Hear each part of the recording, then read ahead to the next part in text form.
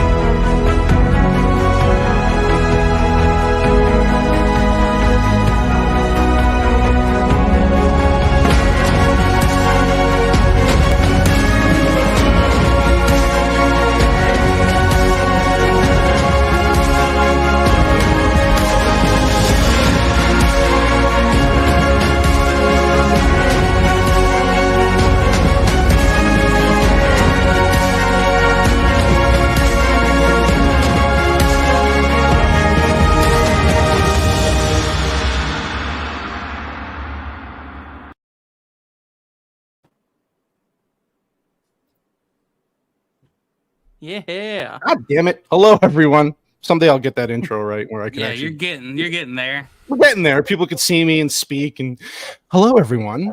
We are back. Hello. Mischief Mayhem movie following Vex Electronica's awesome review of the Marvels. Of course, that is pinned to the chat. So please go check that out. Before, after, I'm sure most of the people here have already seen it, but it was fantastic. But we're here to talk about one of our favorite movies, except one person on this panel really, really does not like this movie, and because of that, we're putting him over here, away from everybody. I'm next to Papa Sasquatch. Oh, yeah. So we are talking Put him about on the bottom. Let's pee on him. That is true, actually. Yeah, you get bottom. I'll let the brown girl take the top. Combination AJ, but a fucking R. Kelly white How bear. you doing it, AJ? AJ. No, act like you don't like it. Hello, darkness, my old friend. It's not fun if you want it. You don't love me. All right, so we're here to talk about Scott Pilgrim, the 2010 Edgar Wright movie starring the one and only Michael Cera. And before I introduce the panel, I just want to go ahead and thank everybody for showing up. And then with that, let's go through Backface. Welcome back, buddy. How you doing, man? I'm good. How are you? I'm good. I'm good because you're here, buddy. You make me feel all fuzzy inside. I don't know if that's a good thing. That's good, Pops. Pops. I don't know if I take that as a compliment. I do because it's you, but We're close Only enough in because- age, but you got the grays, so I can. I do have a lot of grays. Yeah. So yeah, we'll get into that at another time. My age is it's none of your business. God damn it. Let's see. White Bear, why do you hate this movie so much? Well, we'll get into that while we're straight. You don't have time. We're gonna cut you off. I'm sad that Andrew isn't here. Where's he at? I don't know. He's probably behind making us. another. Working off Andor. Yeah, he's working. I miss his. Y'all notice he doesn't have his mustache anymore. I know. Once he gets rid of his It's mustache, weird. I've actually just went ahead and grew out my pubes and put Cheetos in them to make me think of Andrew. apparently people are saying that Bagface's audio is light and only coming out of one ear for people. Yeah, Is it's that coming out better? of the left channel. Is that better? Okay, Like yeah, that's quiet? better. That's better. There you go. Yeah, you are kind of quiet though. Okay, I'll give you more. How's that? Oh, Yeah, we those- want more. yeah, oh, we yeah. want more Bagface. We yeah. want more. I think Bagface with that hair, you kind of look like you got vegan powers going. Oh, I did it specifically for this. Yeah. Nice. You once were a vegan. Now you will be. Now you a Leon, vegan. Word to Paradise. Welcome back, sir. How you doing? Oh, I'm stoked to be here. I hate this movie. Like, it takes place. It's super woke, liberal agenda bullshit. Pink-haired feminist woman with a beta male. It takes place in Trudeau land. Fuck this movie. I prefer masterpieces like the Marvels. Oh God, I love this fucking movie. It's a great movie.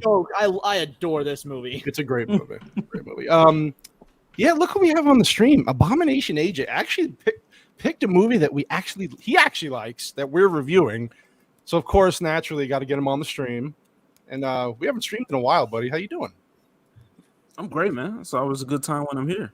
Sasquatch. Thank you, sir. Thank you, sir. Bro, I love Scott Pilgrim. Okay. Yeah. I think you were taking some shots at One Piece on Twitter. Yeah, I was about to say that. Yeah. So I didn't finish one.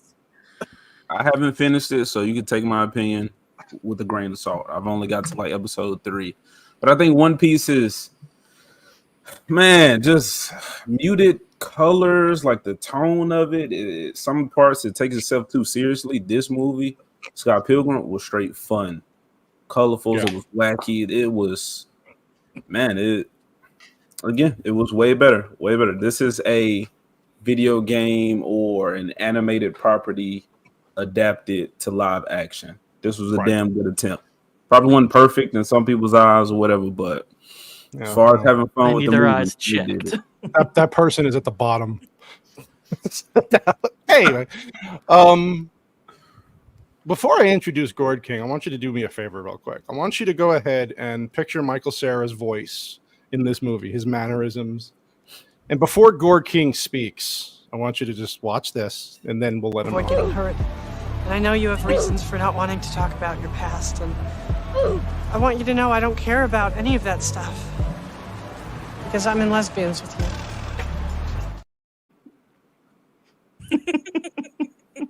Mr. Gord King, do you want to speak to the public, and are you really Michael Cera is what we want to know.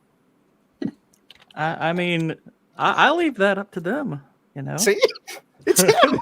Yeah, just whatever, man. It's totally him. Okay, so we're gonna get into the movie and start. Gord King, I fucking hate your work, and you ruined your one with Jack Black. Yeah, I mean, you had won a good movie, and your whole career's been. Before we move on, It was just for the rent. yeah, you got to pay the bills, bro. Before we move on, I have to bring on someone who has to make an announcement real quick. So we're gonna do that. We're gonna bring on Mrs. Sassy Sasquatch. Ooh. Hi, Mrs. Sass. Hey. Hi, everyone. Look at that tree. Mrs. Sassy Sasquatch has an announcement. So go ahead, Mrs. Sassy. I do. So, as many of you know, our lovely brown friend in the middle is going through some major legal fees and some major, I don't know. She's basically getting effed up the hiney by Canada. Most recently, she's getting fined because she did not comply.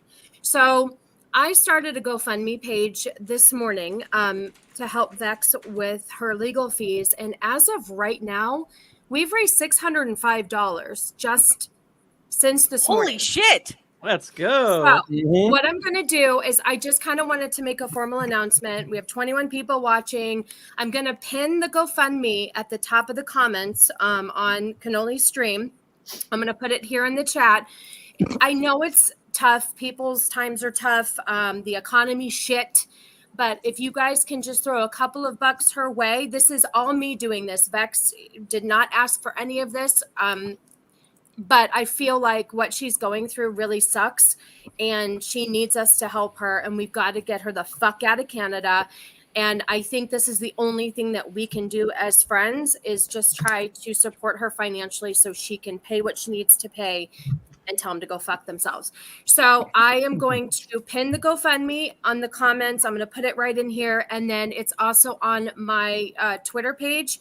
And I'm probably going to repost it twice a day. I'm not trying to be needy, but it does hit different people's feeds at different times.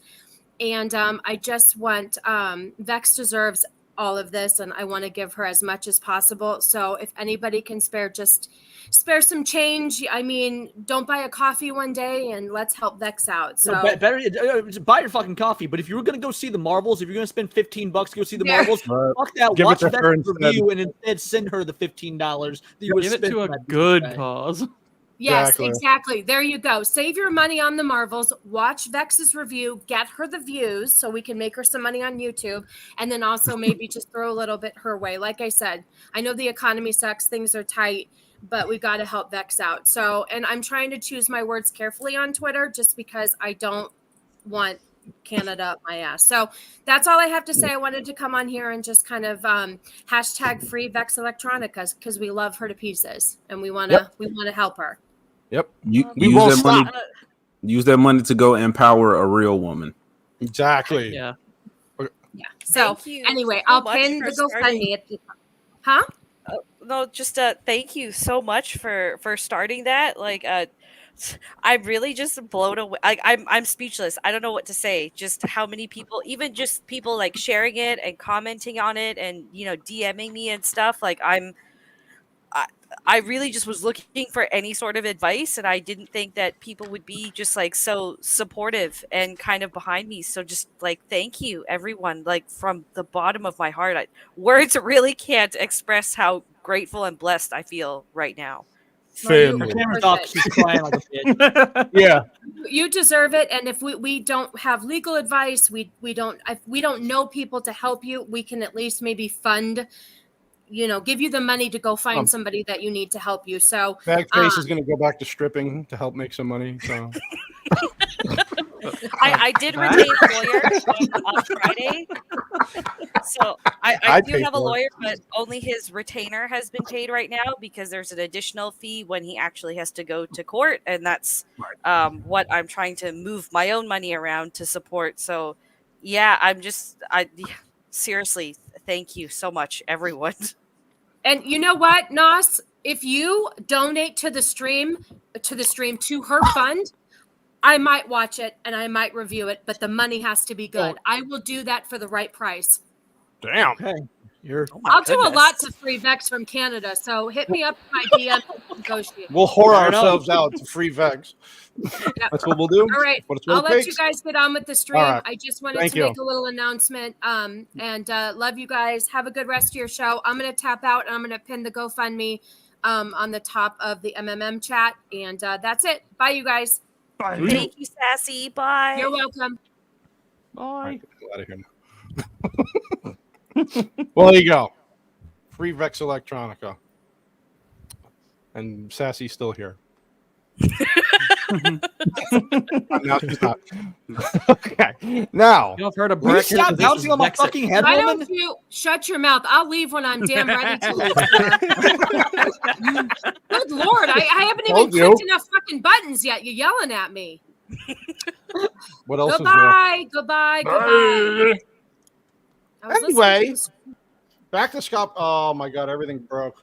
Everything's broken. Okay. Oh no. We're gonna get into the movie now. See what you get for being a We jerk. have to.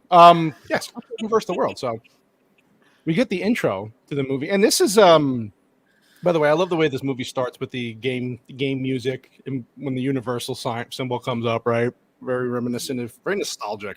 This movie, at least for me, because I'm old. I remember a lot of the older game themes, but I like the way it starts off, especially when they get to the part about it being in Canada, Toronto, Canada. So Vex, being a fellow Canadian, and Bagface, how closely does this represent actual Canada? That's what Canada feels like all the time. Just lots of snow. You snow, walk outside cold. in a lot of clothes. That's Right. pretty much it. So a lot of in the comic book series or the book series by Bryan Lee O'Malley, he even like the animations in there. It shows off like a lot of really famous Toronto landmarks. It's actually I was rewatching it literally right before this stream, and I was quite sad because like a lot of the stuff that they show in there, I think. Just aside from Lee's Palace, which ends up is one of the concert venues later on, most of them closed during lockdowns because they couldn't stay afloat. So, like a lot of the stuff that you see famous here, landmarks are in Canada. I just famous Toronto landmarks, right? We got a good lot side of trees Niagara with syrup Falls. in them. The Great Maple. The Great Even Maple. like the coffee shop that Scott's sister works at, Second Cup, like they've basically sold off more than half of their chains to become cannabis stores because they started hemorrhaging money during COOF lockdowns, which is pretty sad. They Yeah, also had fucking terrible coffee and weed's better. So they used to have good coffee. I don't know what happened safe, like in huh? the last 4 years, but they used to have good coffee. Well, this is where we get our introduction to the main character, and he's talking about his girlfriend who's in high school. And you find out that Mr. Pilgrim is 22 years old, dating a 17-year-old Asian girl named Knives Chow. What a perfect fucking name, by the way. What a badass name, Knives. And people get on a Chow. J.K. Rowling for Cho Chang being too stereotypical. Oh my god! Right. Sorry, Michael Cera. What did you say there? Every time you fucking speak, and Oh no, see I him was on the just screen, quoting throwing me maybe off. myself. I swear to God, it's so I was just creepy. maybe quoting myself there. Yeah, you're doing a good job, buddy. You're doing a good job. How old is she again? 17. In the movie, 17. she's 17. The Okay. actress Yeah. is actually 3 years older than Michael Cera, though. Right. Okay, but so he's Oh my God, there he is. Yeah. I should just let Gord narrate the whole movie in Michael Cera voice. This is walk me through the drinking You say in coffee. Michael This Cera is- voice as though this isn't my voice. As if there's a distinction between the two. in his own I words. love. I gotta say, I love the quick edits. I love the pacing, and I just love these little things that they throw in here and there. The little game themes, the little like this where it has the names pop up, and it's just funny. I don't know. What do you guys think about how it starts off? Like, were you expecting? I never read the books. I didn't know anything about this movie when I first saw it, and it just The only reason I landed. even saw the movie was because Edgar Wright directed it. I had Mhm. kind of heard of it when it was out in theaters from somebody at GameStop, actually. And then my brother turned this on for the first time while I was getting ready to go to work. And within the first 5 minutes, I was seriously considering calling in because I loved the beginning so much. I was like, gosh, this looks really good. Mhm. I was really caught up in this in the first couple of minutes. Aw, look at poor Knives Chow. She's so innocent and doesn't know anything Oh, about just the world. so Asian and so If y'all want to know what some of my Wow. sisters looked like at 17, this is a pretty good representation of it. Jesus. But isn't there a... Go ahead, sorry. Who's going to say something? We're Somebody? gonna let the subtle pedo joke just go under. Okay, all right. Oh, yeah. I mean, I want to keep the channel. Like, I gotta kind of... Scott's favorite band is Winger. We'll leave it at that. The whole I love movie's this That's part. a pedo deep cut joke, reference so. for those of y'all. Cannoli got it. Yeah, I love... Yeah. I love when Pilgrim opens the door to her and he goes, "Be good." And she's like, "What?" He's like, "Please be good." She's like, "What? Am I not good?" Like, these little quibs back and forth. And then even that scene where Knife Chow's on the couch with... Was it Little Neil? Young Yeah, Neil. Young Neil. And she's like, "What do you play?" He's like, "Tetris, Zelda." He's like, kind of a big Kind question. of a big question. One of my favorite lines is like right at the start when he's Yeah. about to open the door and the singer's like, "Man, I don't know," like, or he's like telling him that she won't geek out. He's like, "Man, but I want her to Right. geek," and he's like, "Well, she could geek. She has the capacity to geek." She's like, It's like, So all right, you're good. This is without a doubt, I think, genuinely the most quotable movie I've ever seen. Almost Dude, it's every so line good. is a one-liner. AJ, since you Hey, haven't well, been on, I actually in a think while- this is Edgar Wright's second most quotable movie. Second- 'cause, yeah, I this was is my just gonna second say. favorite movie of his after Hot Fuzz. But yeah, it's Yeah, I actually think oh, it's so one of his great lines worst in it. movies, and that's a testament to Edgar Wright. Like the fact that this is one of his worst, and it's still like a banger movie. Is I actually insane. think it's one of his best, to be honest. I think after Hot Fuzz, it's his best one, personally. It could I be. really do. AJ, Yeah, since you you haven't would. been on in a while, what do you think about how the movie starts and its the quick paced editing and the little jokes? And did you like that when you first saw it initially? I'm trying to shut up because I made the stream last too long the last time I was on, so I'm trying to No, act go ahead, up. dude. Talk. Yeah, man, this movie, bro. Like I said, I didn't even know it was a game or a manga. Yeah, The game was Yeah. out at the time, but Yeah. everything about it just made me like this is like some video game stuff. And then of course like all the references and then the little themes playing. So yeah, man, all of this stuff was just enjoyable. And this is one of those things where, that's why I said I love to hear why people have issues with the movie or why they hate it. But this seems like it was made for fans. But then just like me, you can know, like, even if you weren't a fan, you was like, hey, this is nice. I'm interested now. I want to be different. It was different. Yeah, You're yeah. highlighting the best character right now. By the way, Wallace. Yeah, Oh, dude. Wallace is the best character. Yeah, in I this like how entire he's- fucking yeah. movie. He's like, "Please don't tell anybody that she's a 17-year-old," and then just he's like, "You know me." Runs to the bathroom. His sister calls like in 2 seconds. "Why are you dating a 17?" And and it's Catholic school too. Like all these little, that little bitch. It's just so fucking funny, man. And there's a lot of stars in this movie. There's a lot of popular actors and actresses. I'm curious about what Vex will say about the casting stuff with a couple of these, because trivia, there's some interesting information about some of these. Ooh. Oh yeah, So we'll get to that later. You have trivia, like toss it in because if you have stuff, a lot on this. So please throw in whatever, whatever Gordon. you If you have extra shit, throw it in, dude. Yeah, I like how they're picking up. Go ahead. Like I can't remember my first time watching this movie. I think it was On, and the first thing I remember was the it's not here yet, but when she comes to the window, knocks on the door, and then and he's like, tell her I'm not here, and then you see this dude dive crash through a window behind. He grabs his jacket right after. He just left. I'm like, what is this movie, bro? It's so funny. Actually, you don't have to scrub back or anything, obviously, but that trailer that you played at the very beginning, I had never seen that before. That is a terrible representation of this movie, especially the choice of music. I mean, I was watching that and I was like, this is getting under my skin a little bit. They should have just used music from the movie. Yeah, this movie is kind of a pseudo musical in a way. Like, didn't this movie come out around? I remember seeing it in theaters. I don't remember when. Didn't it come out around Valentine's Day? August. August. Oh, it was August. Okay, never mind. I was wondering maybe they were playing up the romance aspect to it, but yeah, it was hard to edit the trailer. Number one, because it has so many goddamn cutscenes in the trailer. But that believe it or not, that 1.5 minute trailer took me 2.5 hours to edit just because I had to cut it. And there was a lot of extra music. I looked for a bunch of different freaking trailers. That was really the only main one. And there was one without music. And I was like, I don't want to do that. But you're right. It kind of did throw things off because when you watch the movie and watch the trailer, seems like a different movie, of course. This movie was marketed kind of a pseudo musical even when it came out, though, because it bombed. Yeah, it did not do well. It became a cult classic after. But I like this part where him and Knives are playing on was it the Mortal Kombat game or whatever the hell the fighting game? It's kind of like a DDR ninja game. I was just gonna say, yeah. It reminded me of Mortal. Yeah. It was fucking hilarious though. I would play this though for real. This looks pretty fun. Oh god, yeah. And they were in pretty good unison together. I'd do it just to fight the Nega Ninja. And they you just like saying Nega.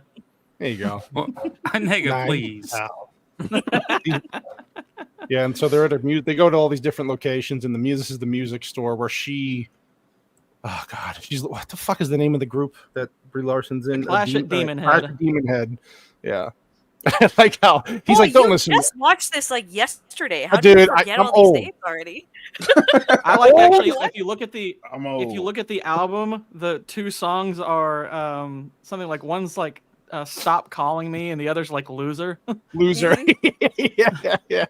Listen, it's not Loser by Beck though, although Beck is also on the soundtrack. He's the one that writes the Ramona song. He writes all their he wrote all of listen, all of the it's like he wrote all of it? I didn't realize that. Yeah, this is why Backface calls me Pops.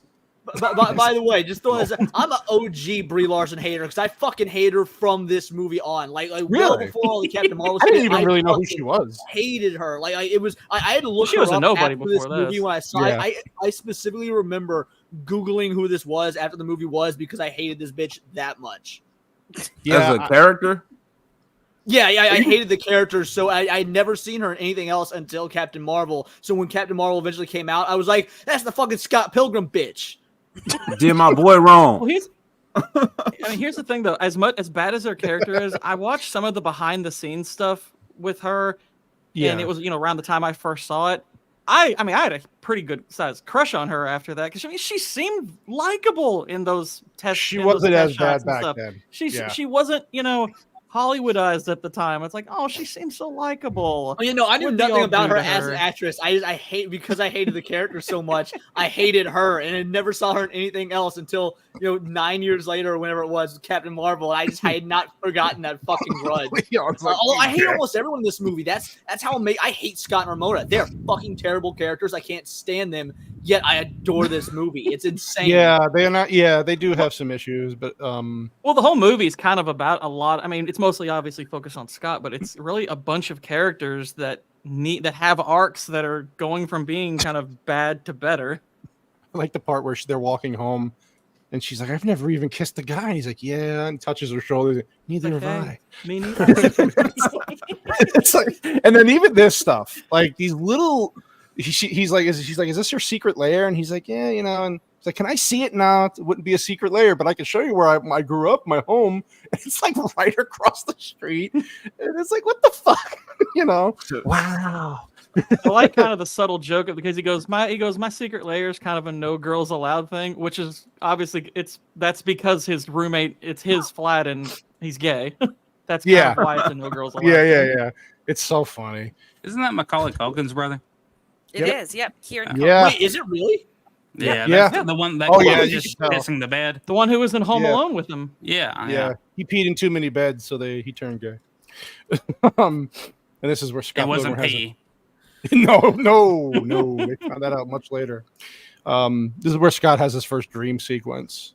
It's just so funny. He's like, I'm so alone. He's in the desert, and then homegirl. I remember seeing this in the theater when it came out, and this this desert sequence, it's almost one for one the panel that you see. I was just going to ask you. Book, which the ending is a bit different because when they started making this movie, the series hadn't finished, so that there's some differences in the ending. But there's so many scenes throughout this film that are just one for one panels. Like it really makes your nerd heart just swell with you get a happiness. nerdgasm. Do the books explain how the fuck the dream highway works? Because that part is nothing in this movie makes sense, and that's intentional. But that's the one thing that always bothered me. Even in the movie, I don't think she explains it properly. I don't understand how she does it. To this day, it's kind of supposed to be sort of a video game thing. Yeah, it's explained a little bit better in the books, but what I noticed between the movies the movie and those is not only do they condense things, but they make this seem more like a video game. So he plays away a lot of like that nuance just for the sake of getting that video gamey thing, and it works. Like I was actually completely fine that they didn't explain even just like the coin stuff or how Scott can take all these punches. Like this movie knows. If you know video games, that's what. You'll get it. Sorry, I didn't mean to cut you off there. Oh, no, you're good. No, it's just this Edgar Wright knew what he was doing going into this, and I think he executed it perfectly. Like, this is a near perfect movie for me just because it knows what it is. Yep. Yeah, this is where we first, where he first sees Ramona, and he's just awestruck. And poor Knives child, like, you know that girl? It's like, poor Knives. Poor Knives. What's up, Zax? Hey, thanks for being a member for 3 months, Zax. You're a good man. For a Canadian, you're not bad. Just kidding. Those shoulders can do whatever they want. God damn it. Oh. Well, come on. Have you seen those things? They're beautiful. So this is where we get Scott and the band. I like this. This is fun. I like these little back and forth that the band have. Poor young Neil. He's such a much better bass player than Scott. We just don't know it until the end. But this is where they go to the party, right? At Audrey. Was it Audrey Plaza? Was that her? Aubrey Plaza. Aubrey Plaza. It's Jeez. her house, This is the movie that Listen, I'm inspired me to senile. pick up bass. Yeah. I mean, I was strictly a guitar player before this movie, and this movie made me want to play bass, and now it's my go-to instrument. This fucking guy, he knows everybody. I love this little exchange here. It's like, a girl like this, and it's this extremely just crude Awful. drawing, and it's like he knows in a split second who it is. That's Ramona Flowers. I love just that's so. Yeah, It's a great little joke. Person.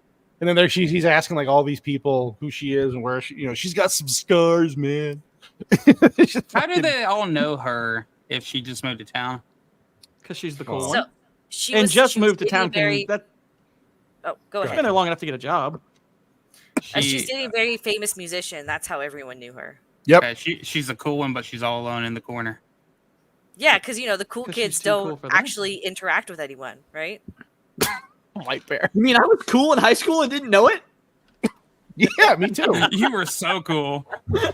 Too cool for school, man. Yeah. This is where he's That trying makes to. sense. I dropped out. I was too cool for school. He's trying to do his thing here for telling her about the Pac-Man thing and where they came up with the name and all that, and she's just like, whatever, leave me the fuck alone. I love how Poor he Scott. crushes his cup. Yeah, Right. right. Just like full fucking like, oh no. It's like he's Quint from Jaws. Yeah, and she's just like, wow, that's great. And he's like, I'm gonna leave you for the rest of your life now. She's like, okay, thank you. Oh God. And then he's just running. And the callback line to that later on is better. It's like, are you the Pac-Man guy from last night? No, that was some other asshole. That was some total ass. That was the other guy. They wondered, did she ever figure out it was actually him? Yeah, I think I think when she asks, it's a rhetorical question. Yeah. This is so funny. She just keeps telling him, do not date her. Do not ask her out. Remember this girl that you did this to and this to? He's like, he goes, well, that wasn't what it looked like. And it's just this funny dialogue. So fast, right? Everything's so quick. It's really good. That's everybody's specialty, though. Like quick, flashy dialogue. That's Hot Fuzz. That's Shaun of the Dead. I mean, that's all his movies, pretty much, except Baby Driver, which oddly enough is the movie I think is his best work. What were you saying? Baby Driver is a bit of a different creative direction for him as well. Like the humor is still there and the punchiness, but it relies more on the visual storytelling as opposed to the quick whips and the dialogue, right? I was gonna say this is Aubrey Plaza and Michael Cera dated for like 2 years after this movie. No kidding. They met on the set of this movie. Yeah. Wow. I always thought she was a lesbian. Also, I don't think they actually dated. This is a little piece of trivia. No, they actually dated. I think it was a troll. Was it really? Them talk about it in interviews how they just trolled people and said that they were dating. Oh, you don't think he was getting his whistle It came wet? up in the trivia. That's why. Oh, sorry. God damn it, Backface. Well, no, now it's corrected by trivia, so I could take this out. There you go. Good looking out, buddy. Good looking out. Ruin everything. This is where the sister just keeps. You should really break up with your your young Asian girlfriend. Her fake high school girlfriend. Fake high school girlfriend, yeah. Look at that Okay, fucking but phone. for sure, what is this actress's name? Anna Kendricks. Okay, she for sure was dating Edgar Wright at the time this movie came out. Wait, how old was she then when this movie came out? She's early. She always just looks young. She just always looks young. She's the hottest woman. She's got that Anne Hathaway look to her. She probably won't start looking old until she's in like her late 30s. I think she's in her late 30s. Hold on. She's like 38 now. Oh Yeah. damn! Anna. Good for you, Anna. Hold it down. It's been 12 years. Yeah, Edgar Wright's he's a good 11 years older than her. Wow. He's the one with the fake high school girlfriend. So looking old in your late 38 then. Looking old in your late 30s is kind of just like average, though, right?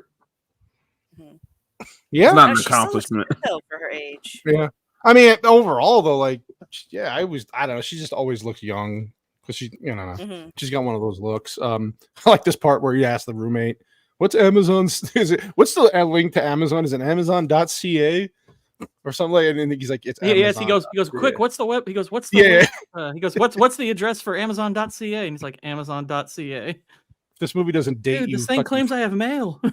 Yeah, it's amazing what we can do with computers these days. It's like, Now, look is at that computer. common I in have one. Canada to have, like the CRT It was monitors back 2010. 2010, dude? They Yeah. had flats. They had better monitors than that in 2010. I mean, yeah, you're right, but considering a lot of But the it's nostalgia, retro, so yeah. look at the retro games. We had kind of thin panel monitors in like the early 2000s. Yeah, true. Yeah, I remember my high school had thin panel monitors, or my elementary school in like the early 2000s, like 2002. Right. Yeah, I like how he's like, "Are you waiting for your package?" And he's like, "It's Sunday." Or what do you say? It's the weekend, and it's not going to ship till Monday. Doorbell rings, and it's poor Knives. He's like, "Oh, well, it's just surprise!" And he's like, "Oh, great." And then she How just can this whole anyone root for him? He's such a piece of shit. Yeah. this whole sequence, he's just ignoring her, and Oh. she's just all happy, and she just wants a. So, in defense of Scott dating a 17-year-old, this is pretty common in Toronto. Yeah, let's hear it. Let's hear it. Dudes in their 20s to be dating a 16-year-old. Justify AJ's habits. So, Yeah, AJ. the age of consent is 16 in Ontario. Oh shit! Gosh. Hey, Yeah. Vex, we might need to switch places. And we can further defend Scott that he's never actually done anything physical. He with didn't. it, really. He says he doesn't. No, he's just an asshole. I don't care about the pedophilia shit. He's just a dick. Oh no, he is. He's definitely being horrible, to her and everything. But is it me or is he looks high as fuck in this scene right here? Look at his eyes. It works. I mean, it is Canada, so.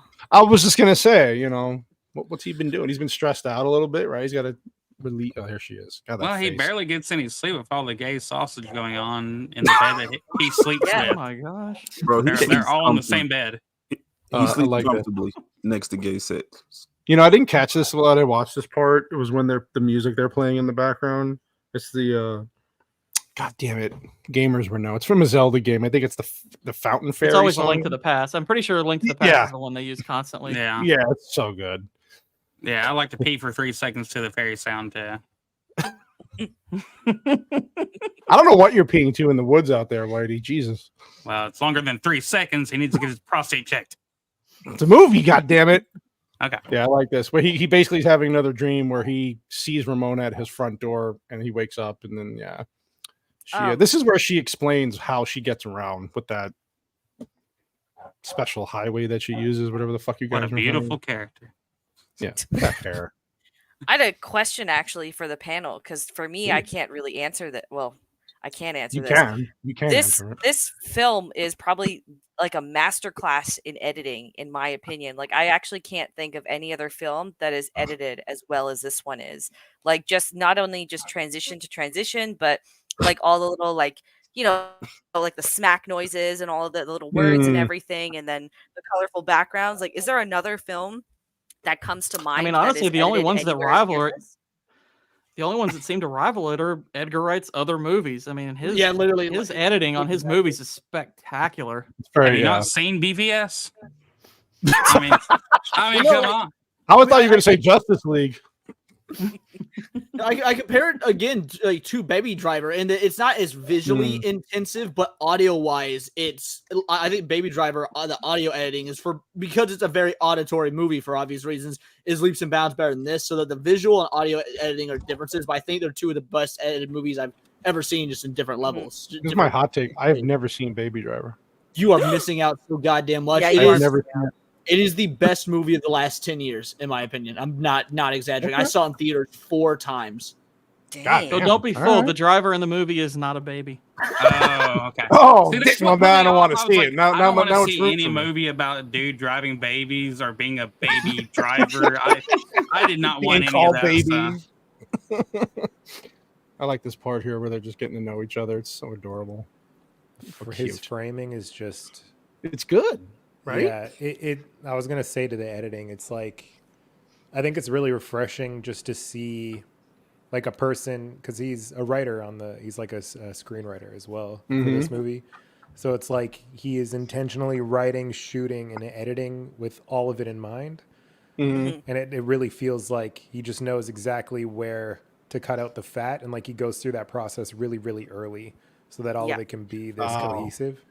Plans it out so he just knows where to cut everything. Yeah, where just you don't really. He knows what the film is supposed to be, and it comes across like every second of it. I love it. Yeah, he knows like I think it's really rare for directors to like understand all aspects in the way that he understands like a lot of the aspects of it, and he really edits his like editing style is really like it's almost like fight editing at all times. It's like it's really kinetic in the way that it follows motion and it follows cues, like Leon was saying. It really follows like audio cues and visual cues, which is just so satisfying. Yeah, I genuinely don't think there's a better director in the game when it comes to audio, when it comes to editing to audio. Like Edgar, I'm biased. Edgar Wright's my second favorite director of all time, but I still, bias aside, I don't think I've ever seen anything sound wise edited better from any other director. It's a good point. It is editing. I caught it on the rewatch because again it was a long time since I seen this. Like, wow, this whole movie is just very well put together. There's really no misses, and the editing is perfect. I like I think this is where they go to her house and she gives him like all the teas, and he's like, "Did you just make some of those up?" It's like he cracked. This is good. Where does he end up drinking? Sleepy Time. She picks Sleepy Time. Sleepy Time. Now, Yeah, this is where he's cold. Oh yeah, I like how. I mean, tell me if this is true, Canada people. I like how she's like, it's April. It's fucking, why is it so fucking cold? Does it really stay that cold that late? Oh in Canada. Yep. It's There was occasionally one cold in summer- April here in the Midwest. Or, Honestly, yeah. Ohio There Valley. was a Right, summer wrong. like Go ahead, Vex. oh, I was just gonna say there was a summer when I was a kid where it snowed in June up here. Yeah. Yeah, I've had a it's snowball cold. fight on my birthday in July. at the There end of you go. July. Yeah, July? Yeah. Wow. it's Why would cold anyone most of choose the to year. live where you guys fucking live? Are you all retarded? Healthcare. Yes, actually, Sorry. yes. Sorry. Face is I joking. had He's like, something wait, stuck what? in my. I'm going to get in 2 weeks. I'm going back home to get a surgery that would cost me $13,000 for free. Mhm. It's not even one I need. It's just to make me hot. That's it. Get And that it's free. summer bod ready. Yeah, exactly. Yeah. That's why I Gotta live here. It's tight. Gotta get them pecs. Whatever you do, Bagface, just keep the hair.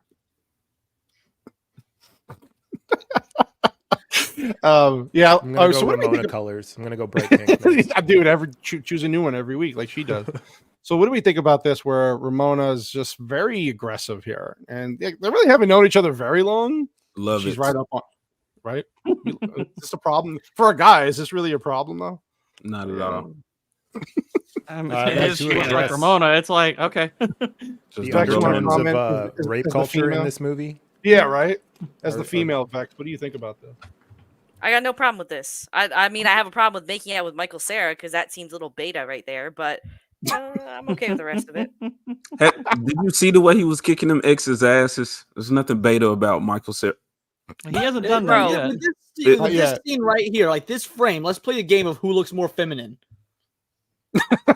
I mean, I feel you, but you think of somebody like Prince, then it's like, Gordy, you it's- gonna take that?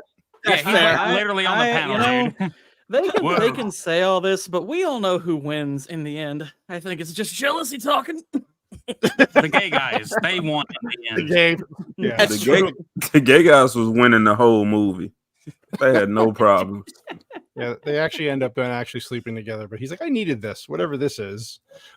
I wouldn't mind. She's not a bad looking. Well, here she wasn't a bad looking woman. Now she doesn't look as good. I don't know I what think happened she still to looks her. pretty good for her age. Yeah, I always forget the Yeah, age thing. I looked her up when y'all were saying that, and I was like, I don't see what you're all saying. I mean, She's hot. yeah, she as looks a little bit more, fuck. a little bit older, but she's she's pretty still dang good. good. Any day. She looks constantly tired and haggard in everything I've seen her in since Charlie's Angels. Like there's just she looks just exhausted. I don't know if that's what being with Ewan McGregor does to you, but she doesn't look good. Like This is where we get the first hint about the exes, the evil exes. And did anybody catch that early on? No. Well, I guess if you've read the books or whatever, you would know. But I mean, I can you also also see, get and I the- see that there's 7 X's. So yeah, I know you can see. I only caught it because I knew the concept of the movie, and I was like, oh, okay, that must be what that's about. He also reads the email that he's reading. Yeah. About the guy trying to hurt him. Yeah. Good point. I think when I first saw the movie, though, I skipped, like, I don't remember catching these little clues. I skimmed through the email just like Scott did. And that was just like X's on a piece of paper. I missed a few things myself, and then I was like, oh, okay. Now this all That's the makes thing sense. about Edgar Wright movies. There's always a lot of great like sight gags and visual cues. There's always a lot to go back to with any one of his movies. Even the running joke of and I got hiccups if I sound weird, but the running joke of every time he says your 7 evil boyfriends, ex-boyfriends, and then they keep correcting them like exes, then it's like, what is that about? You see what it's about. Poor knife. Check out Chuck. that lady in the back left. Look at that face. I don't know. I don't know if this haircut flatters her very much. I'm not a haircut expert or It's woman. Asian, so it's The Asian number 3. it's like the Give me the Asian 3. the cone head bowl cut. It works for them. So. I Even think he's like, the "Oh." haircut works when she highlights it in blue. Yeah, Oh, it okay. actually does. Yeah. It does. That's when it works. Yeah, she runs up and kisses Scott, and then everybody's like, "What the fuck?" And then, of course, Yeah, I've been Scott in this situation so many fucking times. This shit gives me PTSD. Oh. Really? Do tell. Look at face. Give us an example. Give us an example. I mean, I was a musician. Oh, that's true. I was promiscuous. So that literal being at a show and having someone come kiss me in front of someone else and be like, ha ha ha, I gotta go get merch ready. Sorry. Yeah. Did you fight 7 needle exes though? Yeah. Oh, Jesus. Right. Hey, go back, Cannoli. You want me to go back one? Speaking of how woke this movie is, see the trans colors on Ramona's jacket. Oh my gosh! Oh, dropped it in. Look Ahead at this of its shit. time. Look at that. Before they even knew. Planting those Colored seeds. hair, gay people. Yeah, it's funny how nobody really thought about Canada. Canada, gay people, colored hair, and fuck, man, nobody knew. Go back one more. Stop Asian hate. Yeah, go back one more. Yeah. Look at this beautiful example of a man. It looks uncomfortable in its own skin. They're going after you tonight, Gordon. Male feminist. I'm gonna make you cookies. Scott said, "I love these hoes." Y'all just keep poking the Michael Cera tops. Yeah,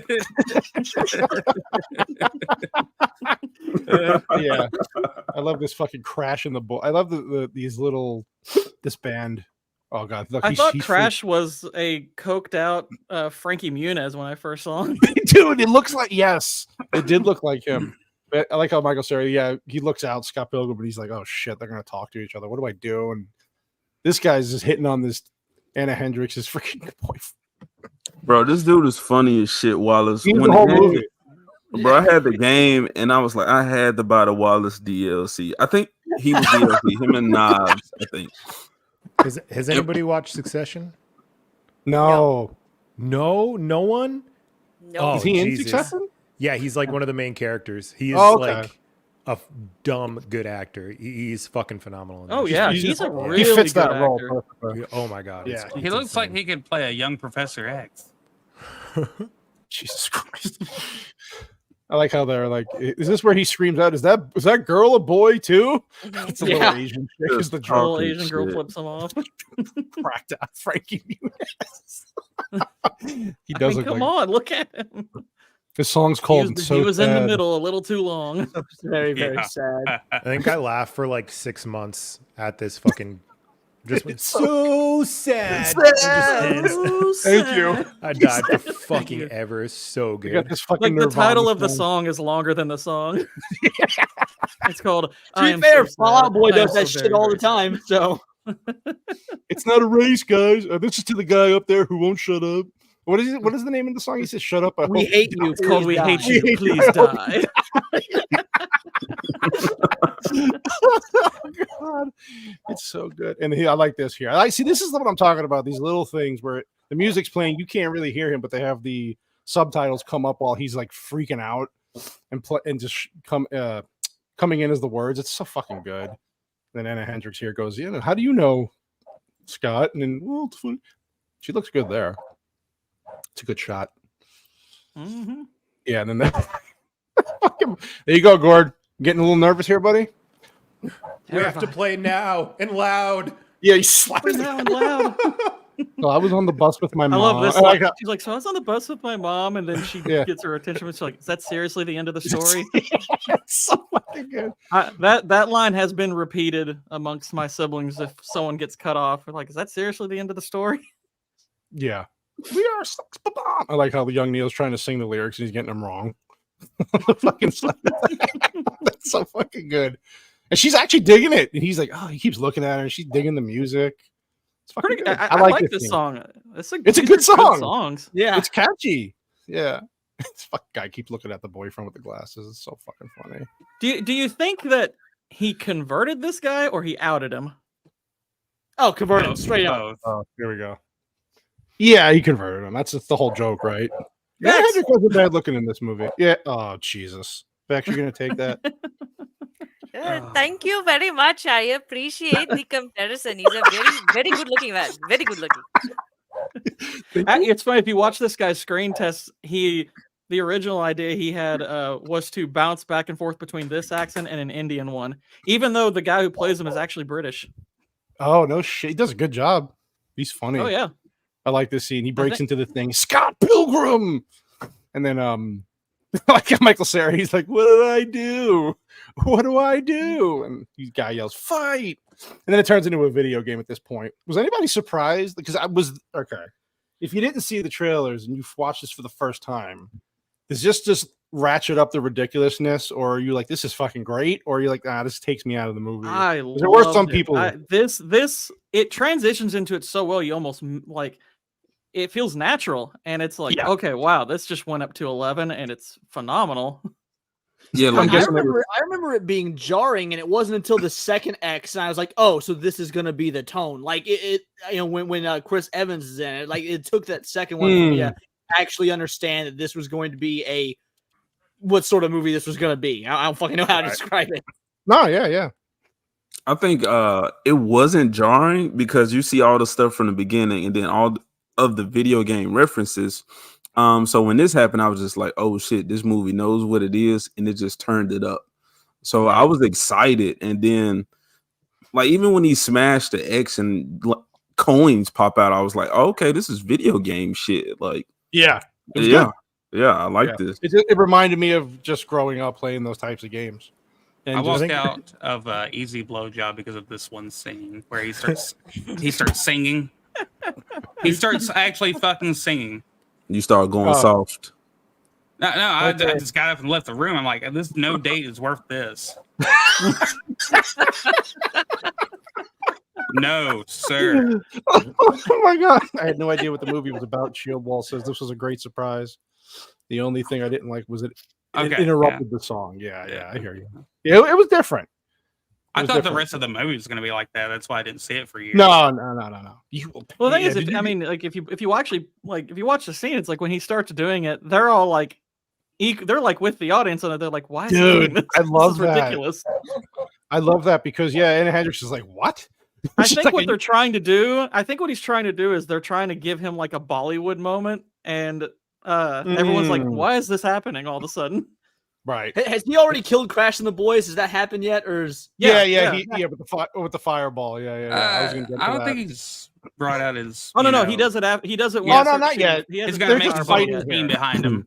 And I love how chicks have to come out. Yeah, and I love how they're like, "Well, you dated this guy," and its spotlight goes right to her. It's just clever.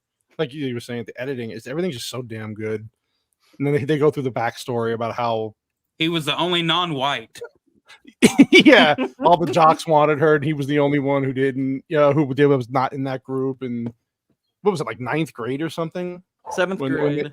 7th grade, yeah. You'll pay for this, Flowers. There you go. This is where they find out about the mystical powers, and then he does the vampire chicks. Yeah. and as I'm playing the game afterwards. Sorry, go ahead, Jay. Well, I was just saying, as I'm playing the game afterwards, I was like, bro, this is spot on. Like, I remember this part from the movie. Yeah, they did a good job at this. Then he hits him with the freaking, what was that part of the drum set? The, I don't even know what the hell you call it. Hits it with a cymbal. Or a crash. Yeah, we'll go with that. Like, this can't be. Symbolic. Open your eyes. Maybe you'll see. And he kills him. And I love how it has the game score number come up, and while it was like, man, this is so fucking good. Yeah. And he's like, change. Yeah, change. Say goodnight to your gay friends for me. And the point totals actually, he gets 100 for the first one. It kind of all of them match up with each Evil X. Yeah. Oh, there's always a numerical indicator for each Evil X, including Scott, who wears 0. Yeah. This is where she breaks down the 7 Evil X thing. She's like, if you're gonna date, and he's like, oh, we're dating. Dude, I love this. Is this where it comes in and they're doing the Seinfeld theme when he's walking in, and then it's like the laughing track in the background? It's so fucking good. Guess who got the second base last night? What were you saying back there? Band too. It's a Canadian band, like an old school Canadian band. Oh, is it? Okay. Yeah. Just Cool. how much Edgar Wright cares about his character's existence. I love it. It's good. I think they did a single called Scott Pilgrim for this. Look at the bacon. But why is everything about to be so complicated? There we go. Chris Evans is the next. Kiss me, I'm Kiss me, I'm dying. dying. Oh, it's so fucking good, man. There he is. Oh god, it's so fucking funny. The last I thing want you'll hear. whatever this movie is that he's in. I want to see it. Dude, me too. I want to see Chris Evans do movies like that. Kiss me, I'm dying. It was probably made by the same guy that made the fake movie trailers that are in Tropic Thunder. Yeah. Yeah. Oh yeah. The next sound you hear is me hanging up the phone. The one after that is me pulling the trigger. There you go. So we get our little first glimpse of what Brie Larson was going to look like in this movie. She hot as Yeah. fuck. I don't care what anyone says. I won't lie. Oh my In God, this yeah. movie, she was Great here. attractive. She was attractive in this movie. Yes. Every movie, she's attractive in every movie. Yeah, I think Maybe she's I a very really am good gay looking because I don't woman. fucking see it. Like, She's cute. That's okay. You can be a little gay. That's okay. He likes people that don't have 13-year-old boy asses. She's got a cute face. She was cute in this movie. I admit it. I think I told that to Vex after we did the Captain Marvel, or before we did the Captain Marvel stream. Is like if she would just keep her mouth shut, she could have that. She could have had that, cute girl next door kind of look and just been likable. And she's fucking hateable because she's got a big mouth. She's not bad Actually, looking. a good actress too. That's what's sad. She's not a bad actress. Yeah. She can act. You have to. She has some limitations, but short-term 12 Room. She's excellent in those. Yeah. But then there's also the Unicorn Store or something like that, The Unicorn which Store. is, if you've never seen it, is horrific. That's a reason why I probably haven't. Yeah, this is where Knives gets broken up with. Poor Knives. She's like, I'm in love. And he's like, yeah. So we have to break up. And then I love how Yeah. he waves away the love yeah, smoke. yeah, It's love, so yeah. funny. He's just like, that's the love smoke. That's what I'm saying. These little things, man, they're just fucking hilarious. I mean, let's face it, Knives Child might be nice and all, but the difference in attractiveness here is night and day between her and So real quick, is y'all talking about like the editing? Like I get what you mean, but as Bagface said, he's Scott is like waving away, or Michael Cera's waving away the little love stuff, and the director, whoever this guy is, him, right. yeah, but knowing what he wants in the movie, like you have to have someone kind of prepping the actors for like, okay, this might be in it, or do something ridiculous like this, as opposed to my issue with a lot of movies where they'll have like an animated character, or so it's CGI, and then you have actors having to react to this thing that's there, but it's really not. Like this movie, although it doesn't have a CGI character in it, they react well to the stuff that's really what's not. happening. It feels authentic. Yeah. It even happens later you say on. there's with no Albert- CGI in this movie, but I'm pretty fucking sure Michael Cera came out of a 3D printer. Oh, who said there was no CGI in this movie? This actually is pretty. There's a lot, hefty but it's budget done for this well. movie. It's done very well. Yeah, it's done really well. Really well. By the There you way, go. Mary Elizabeth Winstead in blue hair. Oh, she looks great in that. It made Gord a man when he saw this. She looks great. Like this is where I completely disconnected from Mr. Cera, and I'm like, don't complain about this. Yeah. She looks great with blue hair. She's the never way should have he changed says it. that is so fucking cool. Her hair, it's all blue. Yeah. Well, see, okay. Well, this is the low T Scott Pilgrim, because I don't think it was the blue hair looking bad. He said it was because she was. Oh like, no, look, he didn't say it looked bad. He was scared because He was worried she because she's being spontaneous. Yeah. Yeah. So I'm like, yeah, I can I'm just see saying, I how. wouldn't have noticed that she was changeable. I would have just been like, oh wow. And that's what he's saying here about the blue. And I like how the guy's like, you worry about me ganging up the place? Yeah. What a great fucking line. But yeah, she Raging does homophone that I am. He's probably my favorite gay character ever. He's like, I'm gonna go to the castle and I'll see, if you need me. He's like, you will. I'll see you in 60 minutes.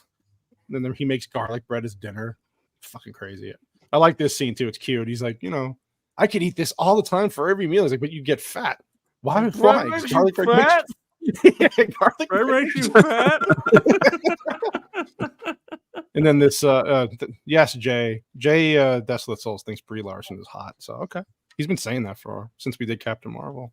I wouldn't say I hot. can't believe that we made it through my entire show and he didn't bring that up once. I'm so fucking glad. That would have turned God into damn it, Jay. a fight. It's because he was protecting the gooch. That's why. And like every when guy who owns a guitar. Yeah, Whitey. Why don't you sing us a little Ramona song? Everybody's done Whitey? this, done something similar to this in their own way. Why don't you sing a little Ramona I've never song memorized for us, the song Whitey? so quickly. Yeah, it's a pretty good song, you know. It's Ramona. And she's like, I can't wait till it's finished. Finish? Oh yeah, and the shaggy hair thing. Bro, this was so retarded, bro. Oh yeah. But they do. I like how fast he's putting his hat on. Yeah, I like how they give a little narrative here real quick about his haircut and why he took so long and the breakup was bad. It's a little. See, she dumped him and it was brutal. These little things are so fucking funny, man. It was mutual, and then it pops up. It wasn't mutual. It wasn't. Something like that. It was not. Don't tell me we're walking out here in the cold because you wanted to wear a hat. He's like, oh god.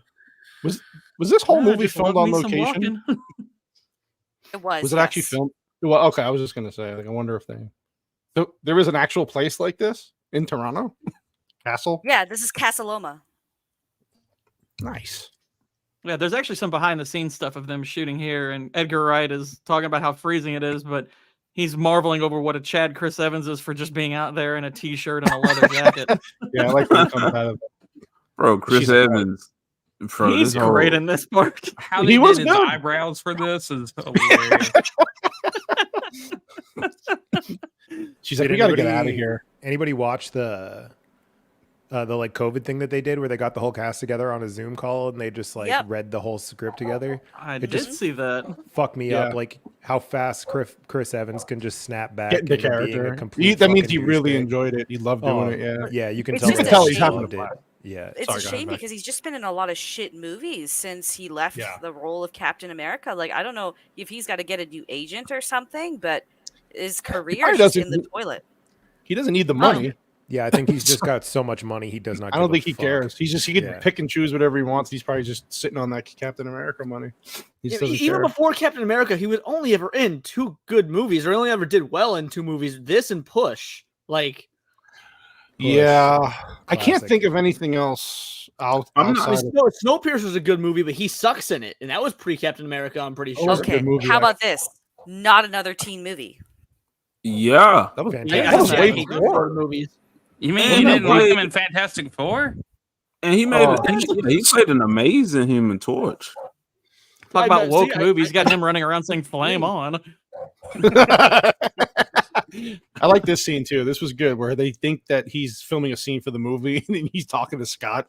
He's like, "I'm talking to you, Scott Pilgrim." It's gonna, yeah. He just throws him. This is, I mean, Whitey, come on, man. God He's damn it! famous What's and he not there to talked to like me. about a guy getting thrown into a castle? Yeah, well, it's See, with all the video game stuff, they missed a chance to say that your princess is in another castle. That's Oh, that's yeah. how they could have done Yeah. it. I This hate when editing- people. I hate it when takes a people on good Twitter- American to throw Canadian to a castle. So What are you saying, AJ? I saying I hate when people on Twitter or on social media when they say, "I bet you're real funny at parties." When you just constantly like, I don't know, criticizing something. But White Bear, it's like I want to say that to him. I don't want to be the person that said it. But if somebody said it to You must for be not fun at liking parties. this movie, No, White Bear right now he's Ramona by himself in the corner. Too cool for. Too cool for this. He's too cool. for I'll this save my movie. compliments for when they're they're We're like here. halfway through the movie. I'll do it in the wrap up and all Okay, that. okay. Fair enough. I like the But, part though where they throw him into the castle, and you want to talk about good CG, or even the stunt fighting, where they're switching between him and the actual stunt person, and it's just flawless. Like when they come back to Scott Pilgrim, I don't know the technique. Maybe Bagface knows it, where you can't even tell that there's an actual stunt double there. I mean, you know it's a stunt double, but the way they just come right back. It's to called him, like morph cuts. You can see Yeah. where they're cutting if you watch really close. right. But there is a good amount like most side profile shots. I watched this scene like 3 times yesterday. Like most side shots and front shots like this are actually Michael Cera. And then when he starts doing like spin kicks and big flips. That's a stunt double. Yeah, but this is another spot where like Edgar Wright is just a fucking god because he's a fucking magician. They'll pull in tight on Scott's back and it'll be like a really quick cut where they'll like morph from one to the other and then they'll like have him not face the camera and it's just like perfectly framed. Yeah, no, it's fantastic. It's just also right before this. Oh, go ahead. No, go ahead. I was gonna say like right before. Oh wait, who was? No, go ahead. But you go.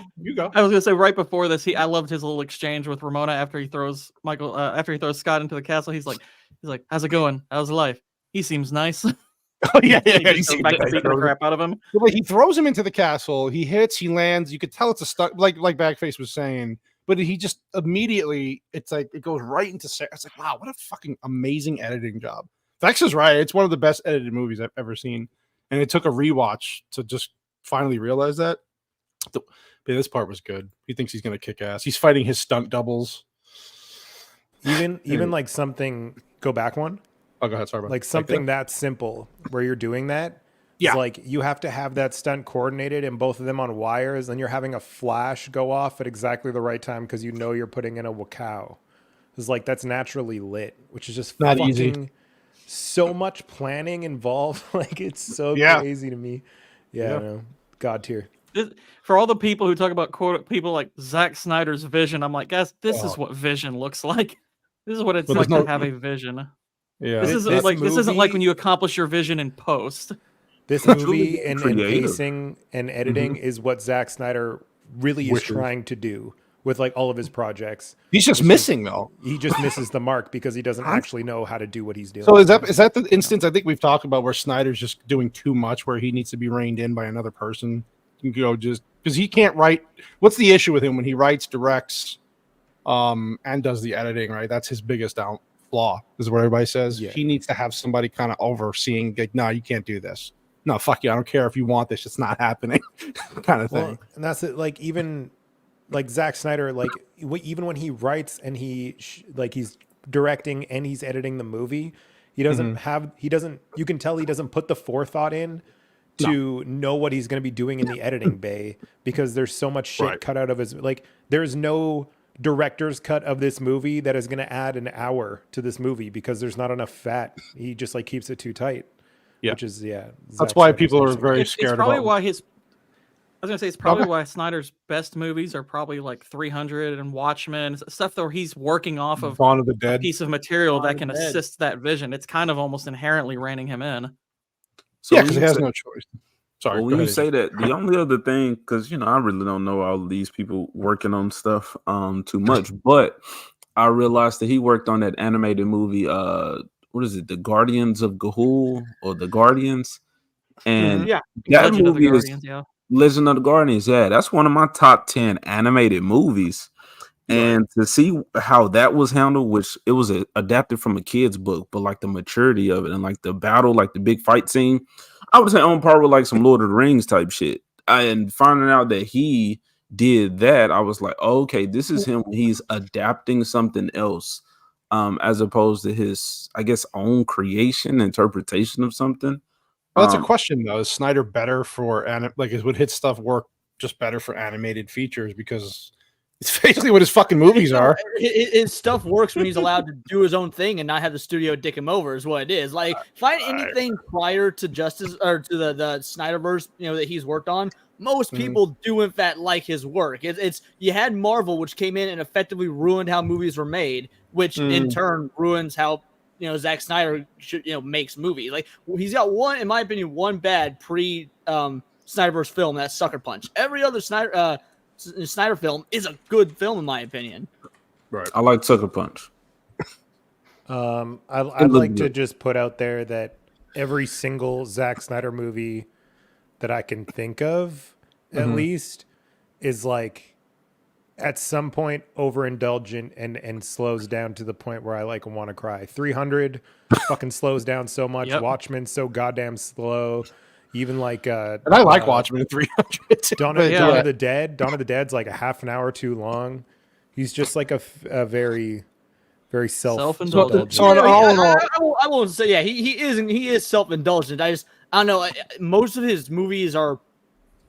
I like them enough. I think they're well done enough to where when you get to those self-indulgent parts, I'm like, all right, fair enough. Like Breath of the Wild, Tears of the Kingdom, Legend of Zelda. Those games can actually get like Nintendo's like, all right, we're going all in. Those games can get a bit self-indulgent, but they're still master classes in video games. You kind of give them a pass, So I guess we all can't wait for Rebel Moon. I'm so excited I'm excited for Rebel Moon. Vex is getting she's getting ready. She can't wait. I can't wait for the 5-hour director's No matter cut. It's what gonna be you so say, good. it's going to be better than anything Disney's done with Star Wars. Like, let's be real. Well, they've set the bar That very bar's low, below Disney. sea level, so that ain't saying much. I'm gonna go on record right now and say that I bet you it's worse than The Force Awakens. That's I'll take that bet. I wouldn't. That wouldn't shock me. I'll take that bet. We'll come back. We'll come back after. Yeah, we'll. Anyway, moving on. We'll just Chris Evans. How can you really say that? One has lore and the other doesn't. So what would be better? I don't want to stay there though. Neither had lore. Disney got rid of all the fucking lore. We're gonna so moving forward. Yeah, so Chris Evans, he challenges Chris Evans to the skateboarding on the rail thing, and because of his ego, I like how he's like, "There's girls watching." Chris Evans is like, "Okay."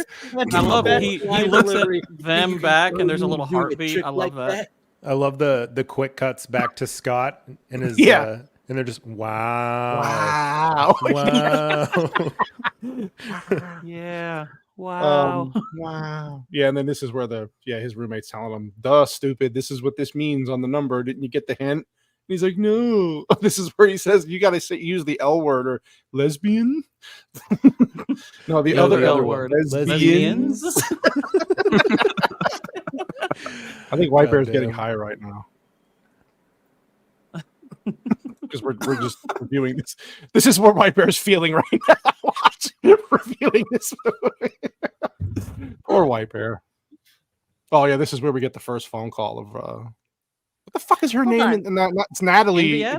Envy. I'm fucking old, man. Hold on. I have a question. What has Whitey really explained why he dislikes this movie yet? Because I haven't heard much come out of him. We were gonna say he wanted to save her towards the end when we do the wrap up thing, but he could whenever he wants to jump in. Whitey, please. I'm just waiting because there's so many interesting. Wait, he's got his guitar. Is he gonna sing for us? All right. I'm waiting. I'm doing the Final Fantasy theme over here. Y'all can go on. Like, I could understand why you dislike Old Boy because of that twist. Okay, I can, I'll back you up a little bit on that. But like this, unless you just don't like comedy, how can you dislike this movie? Okay, so parts of it, there's great comedy. I mean, yeah, parts that are extremely memorable. But it's kind of like maybe like you watch like war films and you can't do war films, like they're just not your thing and all that. It's kind of part of that. It's like taking you back to 2010, whatever time you were in that life, and all the hoes you were with at that time, and like all the people you attach to those, to those looks and to those styles and stuff like that. And also, I think it's kind of like anybody who followed Dragon Ball Z, that there was an attempt to make it into a live action movie, and that will always be a failure. I think this is great for what it did, but it's kind of like I really would have liked to have seen this in in a full animation movie. That's what we're getting. Took real people. So this is basically. So are you saying this is basically a movie you think is objectively good, but not for you? Right. Yeah, absolutely. Okay, and that makes sense. The editing of this is so freaking tight, and it's jam packed. It's just it's like if you don't like punk rock, you don't like punk rock. I think the quote is actually, if you don't like punk rock, you're wrong. Right. Well, does that mean that White Bear is going to watch the what is it, the Netflix series that's coming out? The animated series, if it's got like this quality of comedy, then yeah. Well, would the animated series be able to have the level of jokes this has? So many of these jokes would not be allowed today. Wallace as a character would not be allowed today. Well, that's what I'm worried about. I think people will do what they want to do, so it can happen. We'll see. I am a little worried about what today's standards are going to be for this, but I'll give benefit of the doubt for now. And then, so we got Brie Larson in there calling him. And she was like, what's going on? Who are you dating? And he says the name Ramona, and she acts real funny. At first, you're like, what the fuck? Why is she acting that way? And she's like, I gotta go. Maybe, there's not. Poor Knives Chow, man. She just gets screwed the whole movie, and not in the literal sense. Yeah, this was the part that was brought up earlier where when he knows it's her, he like jumps out the window and he's like, yeah. He just Can left. I go back? Oh no, wait. Let me see if I can go back a little. Yeah, there it is. He just jumps out the window. She's just like, it's so fucking fun. And speaking of really great planning, when he goes to grab his jacket, Wallace moves at the exact same Yeah. time. He's like, I'm sorry. Covering up for his boy, despite the evidence being there. Yeah, this is where we get one of the other evil exes. It's funny too because it's a chick, right? And she's fucking. This girl is the voice of Katara in Avatar: The Last Airbender. Yeah. No shit. Wild. Hey, that's what's up. This is Mae Whitman. Also, damn. She plays Michael Cera's girlfriend on Arrested Development as well. Yep.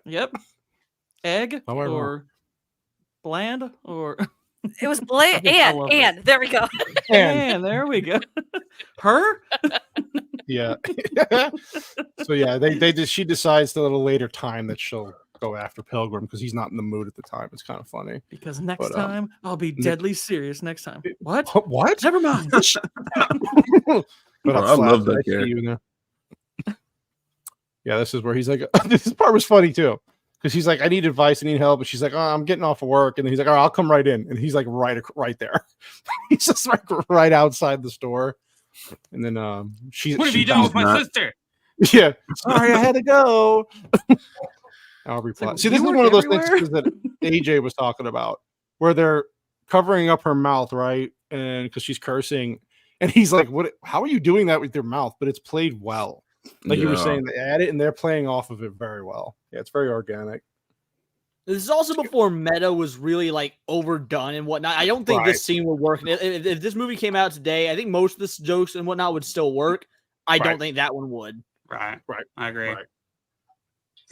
There she is again. She bounced when Chris Evans hit the bed. She took off and she's like, yeah, I kind of do that. He's like, I'm really sorry. Did she change her hair again? She's lighter blue this time, or is it she has 3 hair colors throughout the movie. Right. Yeah. Well, I think he's meaning did she change it from blue? Like it looks a little different here. It looks a little lighter, yeah. There you go. It's probably just because it's in the light. Yeah. But there you go. This is where I love how she's posing exactly like the poster there. Yeah. There she is. Yeah, was this? And she's just like, you should totally come to my. She plays up her character pretty well. She's only in the movie for like what, a total of 5 minutes, maybe. Yeah, it's not much. But her effects on Scott last forever. Yes.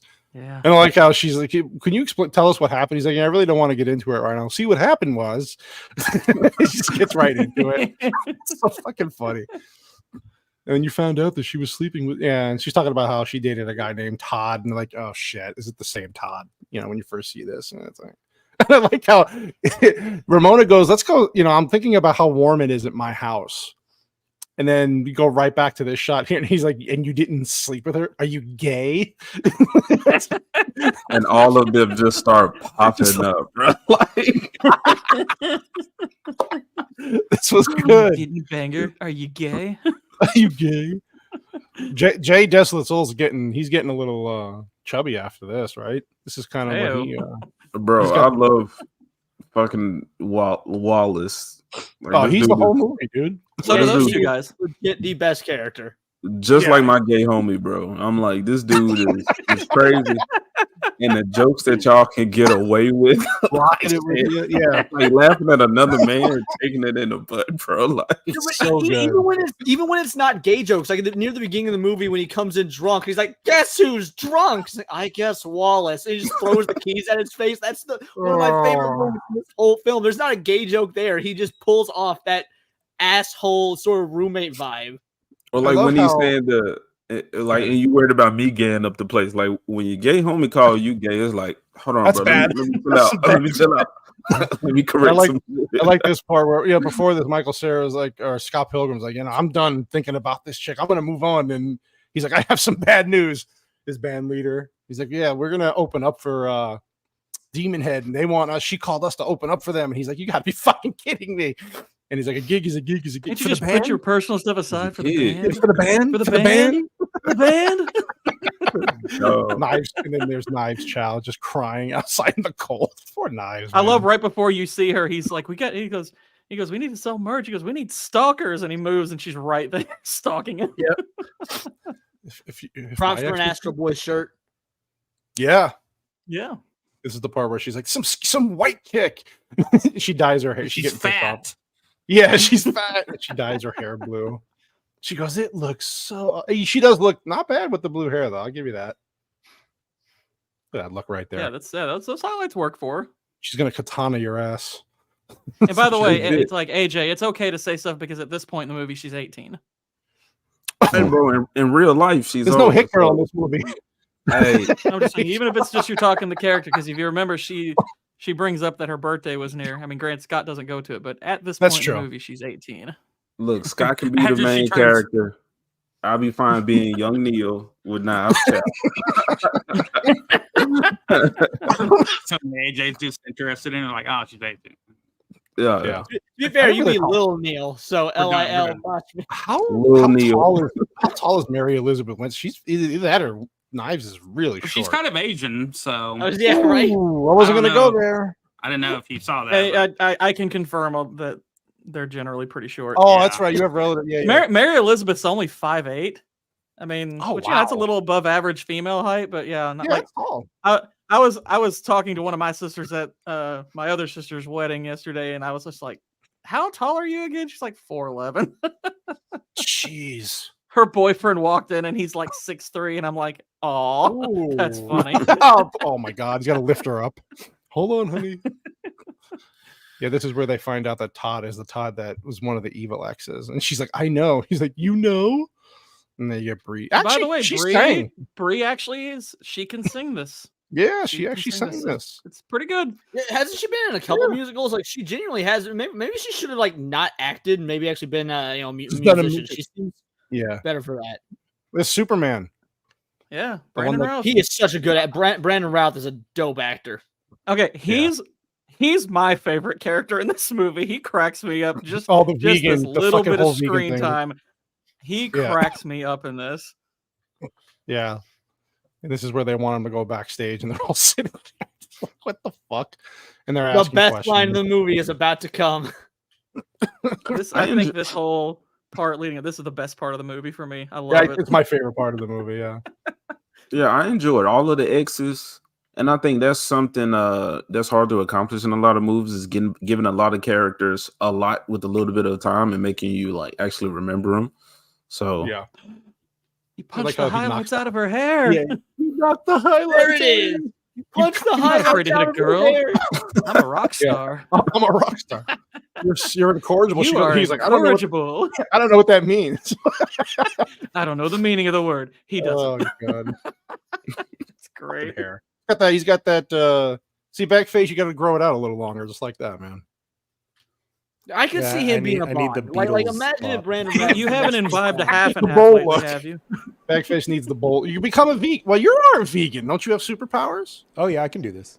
Okay, cool. Nice. Yeah, I was hoping you would. This is my favorite part of the entire movie. We were just saying it's the best part. Okay. Of the movie. Yeah. You are literally the best part of the movie. Also, like they capture the like shitty band who thinks they're too big vibes so well when like Knives is sitting there and they're all just ignoring everything she says until they're like they just pop on her. So classic, so good. I was just gonna say, is that what it's really like? Yeah, that's actually what it's really like. I was just gonna say, yeah. brutal. That's a good shot right there. Look at that. He throws him through the fucking wall. You cockity cock. You'll pay for your crimes against humanity. Yeah, this is where he tells him where he gets his powers. I forget the whole line, but he's like, I neither drink from the bosom nor this, anything with the face. Ovo-lacto vegetarian. I neither take part in the meat, nor the breast milk, nor the ovum of any creature with a face. It's so fucking funny. And the guy's like, wait, how does a vegan give you superpowers? They're like, well, if you really want, yeah, there you go. if you really want to You get got into it, 10% of your brain. It's Well, like the you other only use 90% is 10% of your full of- brain. Curds Curds away. in the way. Brie Larson's like, in short, being vegan just makes you better than everyone else. Oh man. I like this part. He's like, what did he say? Like, would you pretend that it was I slipped or something like in the rain or It's I like peed my he goes, pants? if I peed my pants, would you pretend Yeah. it was raining? She's like, it's not raining. It's not raining. Oh. Shit. And then with the vegan stuff, somebody said something to dude, and he was like, if you knew the science, then I'd like I would listen to anything you have Maybe to I'm say. listening to a word you're saying. Yeah, and I'm like, boy, Yeah, this is where movie. she's talking about getting rid of Chris Evans' character, meeting up with him. We've smashed stuff. He put a hole in the moon for me. A hole in the moon. Can you imagine? I fucks with a guy that would fucking punch a hole. Yeah, in the imagine, moon. like, you God could've got damn, I wouldn't leave him. Yeah, like how did it not stop there? Like Yeah, right. It wasn't enough for her. Well, if he's punching holes in moons, what else is he punching holes? Well, I in mean, he moons? was Superman, so Superman can do That's what I'm that. saying. Like, yeah, he's punching holes with his. Never mind. Are we talking about fisting here or what? I'm not going. I'm not going I that far. mean, We are now. Okay. Now, yeah. Vegan fisting. Ugh. Is this the part where they have the bass off? it's like, we have business, I and he. And he's like, he and Yeah, me. yeah. He's like, Dude, this don't is you a talk cool to me part. about Don't grammar. correct my grammar. Yeah, this was a good part. I like this.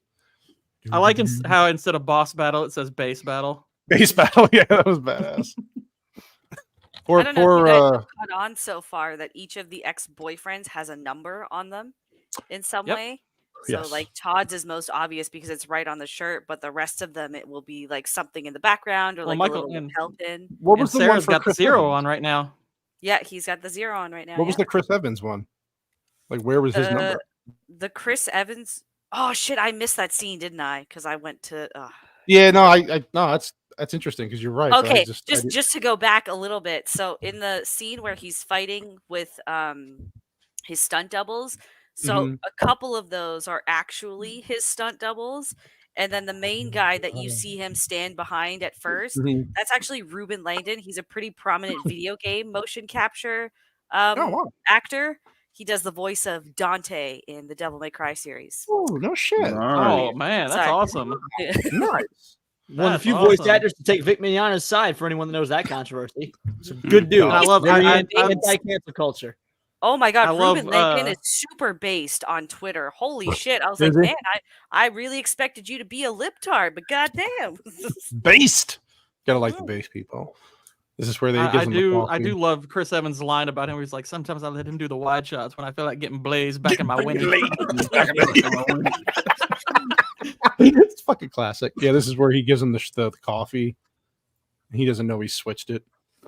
And Scott Pilgrim being a Mary Sue or whatever you call it, I'm like, this dude is kicking ass. They haven't A explained Mary Sue. shit. He does not seem like he's capable of the things he is, but like all those stunt doubles coming after him, and he's like, he's handling business. And then you Actually, see him get muchacho. overtaken. You Yeah, just drank like- half. It's like you That- just drank half and half, bitch.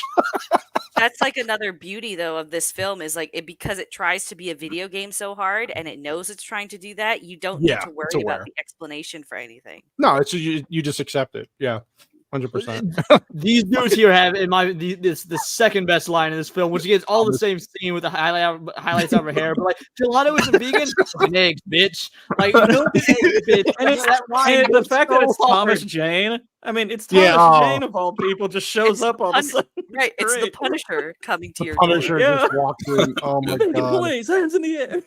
And then he's reading back like all the things he's like, "What? Chicken's not Yeah. vegan?" Chicken isn't vegan. And they take his powers away with their fingers. It's so fucking funny. Jesus. And then his I poor don't know hair. if this was intentional though, but if the actual like the sights go. that show up on his shirt when they're pointing the finger guns at him, they look like boobs. They're they're Oh. like large circles with little dots in the middle. I'm like, are they giving Maybe it him was a little boobs? thing. It was a little thing he threw in there. And then, That was yeah, pretty this is the funny. I only famous caught line. that today. You once were a vegan, and now you will But be. now you will be gone. They're like, Vegan? That vegan? would rhyme. And it's like, just roll with it. I'm the main character. I won. I think well, Yeah. that's like the one moment he gets where he can be a little smarter than Scott. He's like, Scott, yeah. vegan. It's like, what? He's Yeah. like, that was stupid. Yeah, and he's just like, and now then we're he even. dies. Yeah. He calls her by her real name, and she's like, "Nobody calls me that anymore." Well, maybe they should. Poor Brie. Then she became Captain Marvel and a bitch Oh, because he killed her. she I think she she's went probably from always evil or X. She went vegan. Yeah, She she did went actually. vegan. She looks like she went vegan. Your She needs to box office sales will be gone. She looks like she's coked out right now. Is what she looks like. Did anyone ever watch that show on HBO called United States of Terra? I've heard of it, but I never Oh, saw it. okay. It had Toni Collette, didn't it? Yeah, Toni Collette was the main character, and she had like multiple personality disorder, and it was like her trying to deal with having a. It was a dark comedy, but she had all these personalities, but she also had a husband and a family. So I came to know Brie Larson through that show because she was the daughter on that, and she was kind of. How long ago was this? This was early 2000s, like around 2004, 2005. Oh wow, really early. Yeah, okay. Yeah. I got you. I know the show. I've never seen it, but that's interesting. It's a good show, though. I guess, right? It's pretty decent, and it has an interesting premise, right? So I quite enjoyed it. Toni Collette's a good actress. Oh, she was phenomenal in this. She's a really good actress. Yeah, this is where they go into the club. It's just where poor Kim. She got screwed over by Scott. See? Yeah, and he's completely oblivious to what he did to her. Yeah, I know until the ending. Yeah, like I mean, she actually does some great acting in this because they don't give you any details of what actually happened, but you can just see it in every scene between them that he really messed with her. Oh God, yeah. Here's where the next evil X comes. Oh boy, does she? I was bi-curious. Yeah, little thickums. She has one of my favorite gay insults ever when she calls her a has-been. That's fantastic. Yeah. Oh God, I can't hit a woman. They're soft. There it is. Oh God, this was good. This was another pretty good scene. It was funny because she helps him fight. Well, yeah, she's got a good little one-on-one with her too with the sledgehammer. Yeah, she stepped in. Yeah, it's pretty good. He's a creepier the only thing I feel the movie does not do well compared to the books, and again, it's not a harsh criticism because it still does a lot of things well, is it doesn't explain why Ramona even likes Scott, because even like their first date, it's pretty implied that she's bored, she's not interested. They make out, but even the next day she seems very uninterested when he invites her to the Battle of the Bands, right? Well, I know that she's still trying to find herself, from being a whore. And coming in, to a different from America, to Canada, but so but yeah, you really don't see, does she develop as a character? With him, I don't really see it. Well, she kind of like in this when she's fighting this ex though, she actually starts confronting her past, right? She's no longer just letting everyone else deal with her mess. So she has some like a bit of an arc here, but it just so one point I feel the movie doesn't do well is explaining why they even like each other. Right. They don't explain it, or I don't think you ever really see it. See it like she doesn't show like any affection towards him really. Besides, I think the sexual, like surface level stuff.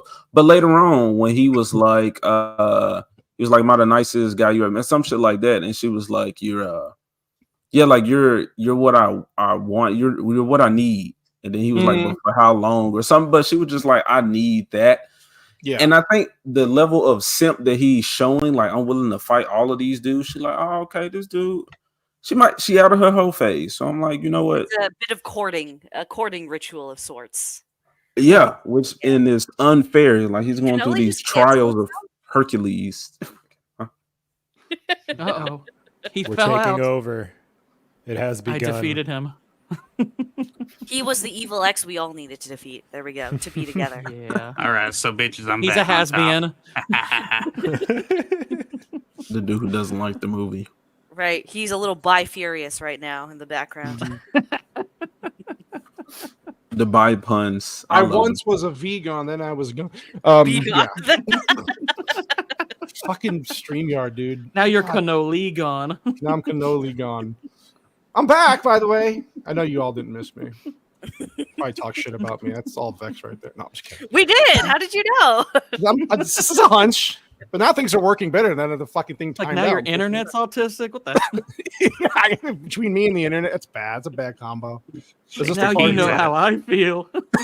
Yeah. Yeah. This is where she tells her about her weakness, right? Touch her on the back of the leg. What? I don't know. Whenever we made out. All right. It's so fucking funny. Look at Michael Cera. Poor Michael. Yeah, and then she's like, "You'll never be able to do this to her." He fucking just wow. Yeah, he's pissed. Michael Cera's like, he's done at this point. He's like, "I'm fucking over this." Go ahead, sorry. Explode in the coin. You only had 2. Yeah. He's just done. He's like, "I'm fucking done with this. I'm checking, you know." And she's like, "You're being kind of like now." Did you blame him for being pissed off? No, it's kind of the interesting part of this movie is like, you know, Vex obviously brought up that she's finally confronting her past, and he's kind of being faced with the fact that he's infatuated with her, but he's, you know, kind of like at the, you know, and this goes to the end of the movie. It's like the movie's not so much about their relationship, but is what they learn about themselves because of it. 100%. Because like even Scott is finally doing the work to be with a woman. Because earlier at that party scene, it was what's her face was pointing out all of these women that he had been with, and it was just he was just kind of taking without realizing kind of the trail he was leaving behind. So now he wasn't the type that would go down. Yeah. And this is where the first time you see her grab the back of her neck, and you just don't. I don't know if anybody else caught on anything or thought, "What the fuck? This is weird." But I thought I saw her wearing a ring. And I thought that was going to be some type of, you know, control not the device, thing on her later. neck that's controlling her. But I didn't really see that at first. All I saw was the dang ring, and I thought, okay, well, that's, you know, something's changed. That might be later on, but. Well, interestingly, when she touches the back of her neck, I think right there is where she says, "I think we should split." Yeah. This is when they find. Is he wearing a Fantastic Four shirt? Might be actually, yeah. Or it says 4.5. 4 1/3. I think it's 4 1/3. It does say, is it 4 1/3? Yeah, I think you're right. Yeah, midget man. He's pissed off now. He's like, "I want to fucking go do this." And I think they're funny too because they know Neil's. Maybe it's a reference because, you know, they're splitting him. He's now an X, and he just beat the fourth X. So he's he did just beat number 4. Yeah. So, he's like 3/4 of an X because maybe they didn't fully date. Maybe that's it. Oh, smart. See, I like how this part where they're like, "No, you don't have to do this," because they know Neil's the better bass player. He's like, No, you really don't have to. They're trying to give him an out. He's like, "Okay, I'm getting tingles." Look at this fucking. Yeah, look at this. It's fucking poster. Naga twins. Yeah. Twins. Twins. This scene's fantastic. I mean, this is where a lot of the budget probably went, and it's pretty dang cool. Jesus Christ, cool. Filipino Meatball. That's the wrong movie. God damn it. We're doing that next week. We're doing that for Thanksgiving. We're talking about the indigenous. Wait, what are we doing for Thanksgiving? Hold on. Movie you don't want to watch. What movie are we doing next week? I think it is Rocky. Rocky. Oh. See? It's like she told you don't want to watch. It's one of the ones you don't want. Did she just white bear Rocky? Yeah, she did. We actually have a great panel. Okay, hold on. So you know how White Bear was saying that he knows this is a good film, but it's not his cup of tea. That's me for Rocky. I know it's a good film objectively. It's just not my cup of tea. You want to know what mine is? It's Citizen Kane. Right. I think it's a great movie that I just doesn't grab you. Probably never watch again if you can help it. I've watched it 4 times, trying to see if I can get, get that feeling, and it's like, nope, I don't like this you movie. have to kind of respect what it did for cinema because it's not. I absolutely do. I watch it. I'm like, I know it's great, and I am bored to death. Yeah, I hear you. Don't talk to me, Jay. Jay's angry. Hold on. Don't talk to. Bruh. I'm kidding. I'm kidding. I run everything by you first. I know. I'm kidding. It's why I'm joking. Sorry, Jay. I love you. When we do Rocky 2, we'll have you on. Did you get Cassie for Rocky? Desolate songs on. Make it angry. Make it good. Lame and Jay. No. Jay knows I love him and his gooch. His wonderful gooch. This is where we meet Gideon, right? For the first time. who's the big record guy, but it's also Ramona's. Jason Schwartzman Okay, so is a yeah, when fantastic Gideon gets douchebag. thumbs up, I have something to Yeah. send you, Cannoli. Yeah, it's sex bomb. Yeah, so they have this little battle going on. This is done very well. The animation versus Ant. Special It's like their effects. summon. It's like a Final Fantasy summons battle. Yeah, it's so good. Same thing. These are panels straight out of the book. A lot of this scene. Okay. It's beautiful, beautiful execution. Yeah. Look at that. It's badass. This looks Michael- better than You know, most Marvel shit too. You know what's funny? Part of me 2010. wonders if this is what the Ghostbusters all-lady version what the look they were probably trying to achieve, but they ended up making something really awful with it, where it just It's too cartoonish. That would be Those are very so weird for Paul Feig to do. Like, hey, remember that movie that came out 6 years ago that bombed at the box office? Let's do that with Ghostbusters. Like, it happens. That kind of stuff happens a lot, though. I mean, a lot of small movies that only kind of get a cult following, little bits and pieces get pulled from those all the time. Like, I mean, you remember? I mean, I don't know if you've ever watched the movie Sunshine, but it's a really famous I track from that love movie, Sunshine. Adagio in D minor. Freaking everyone uses that now Yep. because of that movie doing it. I think these little things get pulled from small movies all the time. We got to do Necessarily. Sunshine. That is such an underappreciated film. Oh I my think goodness. I actually did like Sunshine. I know I have a buddy of mine who really liked it until the ending. He thought the ending was stupid, and I was like, I didn't mind the ending. It depends how you decide to read the ending. I could Right. understand why someone wouldn't like it. I was okay with it. It was good. Yeah, so they beat the Huganigi Na twins. What the fuck was their name? Katayanagi twins. Katayanagi twins. Sorry, Not gonna perform here no more, twins. I'm not gonna be. Aw, poor Knives. She's like, I'm here to see your show. And he's just like, yeah, I gotta go. I got to pee on her. Backface, what are you eating? You eating pretzels again? No, popcorn, bro. Oh, I got Movie some night, popcorn waiting popcorn. for me once we're done here. Boom Ooh. chicka pop. So good. Boom, chicken, just regular popcorn, flavored. No, it was regular, bro. Just regular. Okay, Oh yeah, I'm classic. I got you. yeah, close to Christmas, you get one of them tins that separate into threes. Yeah, the holiday. Yeah. So the popcorn like senzu beans for Bagface, vegan powers. That's what he's gonna get. His eyes are gonna Where'd light that up come here from? soon. Yeah, this is where she breaks up with him, right? And then Gideon comes in. He's like, I'm gonna sign you to a contract, right? Okay, leave it on that frame right there. I guess so. I was told in high school I looked like this dude. I sent you a photo. Oh.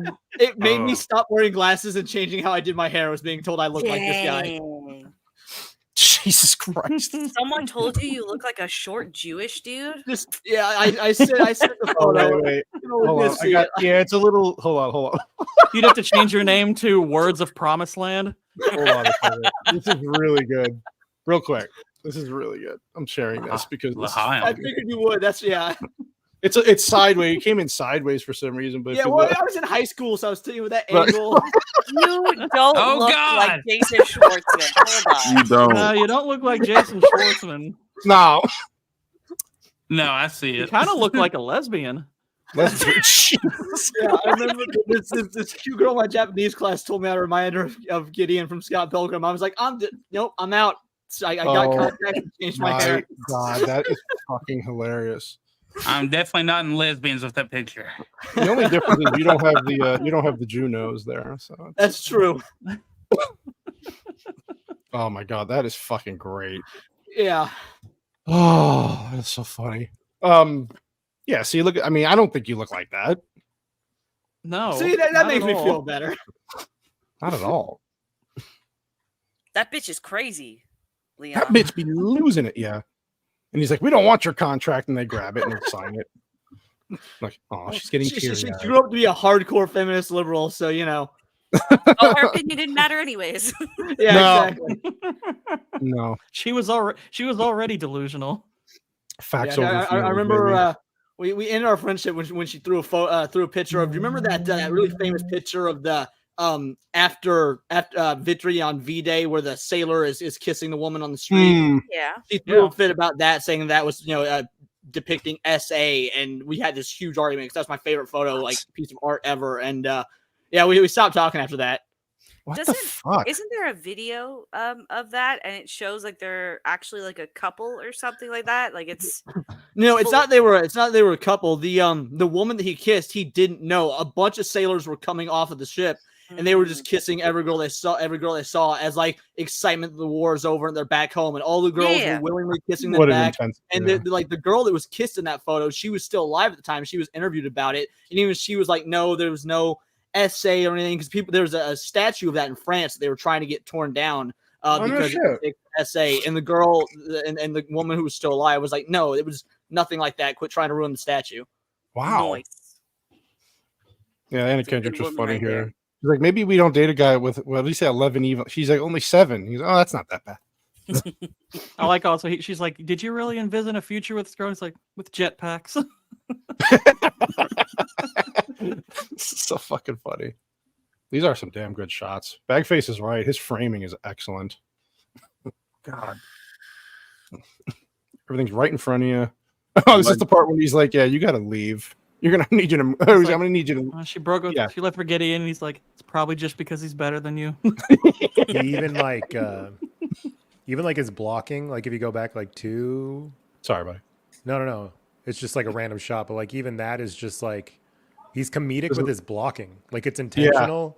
Yeah. Like you just have that dude in the background just like, like, oh look, it's another guy. It's never the same dude. You see the poster behind him with the 2 these I'm assuming these are 2 chicks on the wall. Yeah. I never I was gonna say that's like that must have been like their compromise picture. Yeah. Like, that's like the comic book. Hang one gay poster that's not 2 guys. Fine. What were you saying, AJ? I was saying that's like comic book panels, like trying to fit in as much as you can, but making it make sense and then keeping the art consistent. So that people believe the world when you're like in a book, but having that extra information. Like all these random dudes that we just seeing popping up, like they're like, it's like comedy. Like there's a comedic effect to it. Right. I know what you mean. Is this Gideon calling him right now at this point? I forgot. Mm-hmm. Yeah. Yeah, there he is. Yeah. He's like, I have no beef with you. He gets pissed off and he hears him like scream over the phone, and he's like, hey, don't you? And he's like, no, I just poured hot cocoa on my crotch. Yeah, sure. So fucking funny. Tying his shoes and boom. Yeah, I like this sequence. This is a good sequence here. Like his buddy's sold out and they're not happy. The passwords. Yeah, he just whatever. He just breathes and like, all right, go ahead. Come on, go ahead. It's so fucking funny. Yeah, this is where he's like, I want to fight. I want to fight. You want to fight her for me? This is Scott earns the power of love. The power of love. Yeah, another. This is just straight. This was a panel that they just. Oh, beautiful. Right out of beautiful. The book. Yeah. And he's wearing a shirt that literally has SP in the heart. Mm-hmm. Yeah. Yeah. I remember reading when this movie came out in an Edgar Wright interview that like most of the shirts that Scott is wearing throughout this movie, they like went out of their way to print for him to wear here. And for the ones that they couldn't, because he wears like some video gamey ones in the books, they just couldn't get the license to wear it. Because that was also an issue with the Universal theme at the beginning. Or no, not the Universal theme. There's another video game theme that they play, and there was a big issue trying to secure the license for that as well. For the ending? Maybe it was the ending. I can't remember which song it is. Okay. I do like the small detail that they were showing the flaming sword reflection in Gideon's glasses there. That was pretty cool. That was pretty cool. The fucking suit he's wearing. Oh, look, I just complimented the movie. Oh my god. Wow, it only took you fucking 2 hours. Oh my god. This is where Knives Chow, she wants to fight Get Ramona. ready to chow down. You're kidding, right? No. This is a good sequence here too. What the hell is your deal? Well, this is really good. Like, I know that Edgar Wright, like, he was a bit skittish about fight scenes before because he had never really done one because he had spent so much time in like TV. But he got some help from like a Tarantino and Guillermo del Toro and Sam Raimi, and pulled it off really well. Really done well, yeah. Yeah, this whole Hearing sequence. Sam Raimi's name next to Edgar Wright sets my heart all aflutter. Those four are all two favorite directors. Like, oh, that's good. It's good to know he reached out to his upperclassmen. You cheated on me with her? They finally confront themselves, and then he gets killed. But there's an outlier. He has the extra life. Yeah, this is good. This fucking Schwartz. This guy. This fucking guy. Yeah, they go through the whole background. Yeah, again, of how she met him and all that. But little does he know that he's controlling her. Yeah, see? It is a little funny that Edgar Wright thought to cast a Jewish man as the producer. It is right. Telling, a little telling. It's like, what are you saying, Edgar? Your hair looks stupid. Yeah, and then he just starts beating the shit out of everybody getting in. The comic book is better than the movie. Hello. That's what it's so fucking good.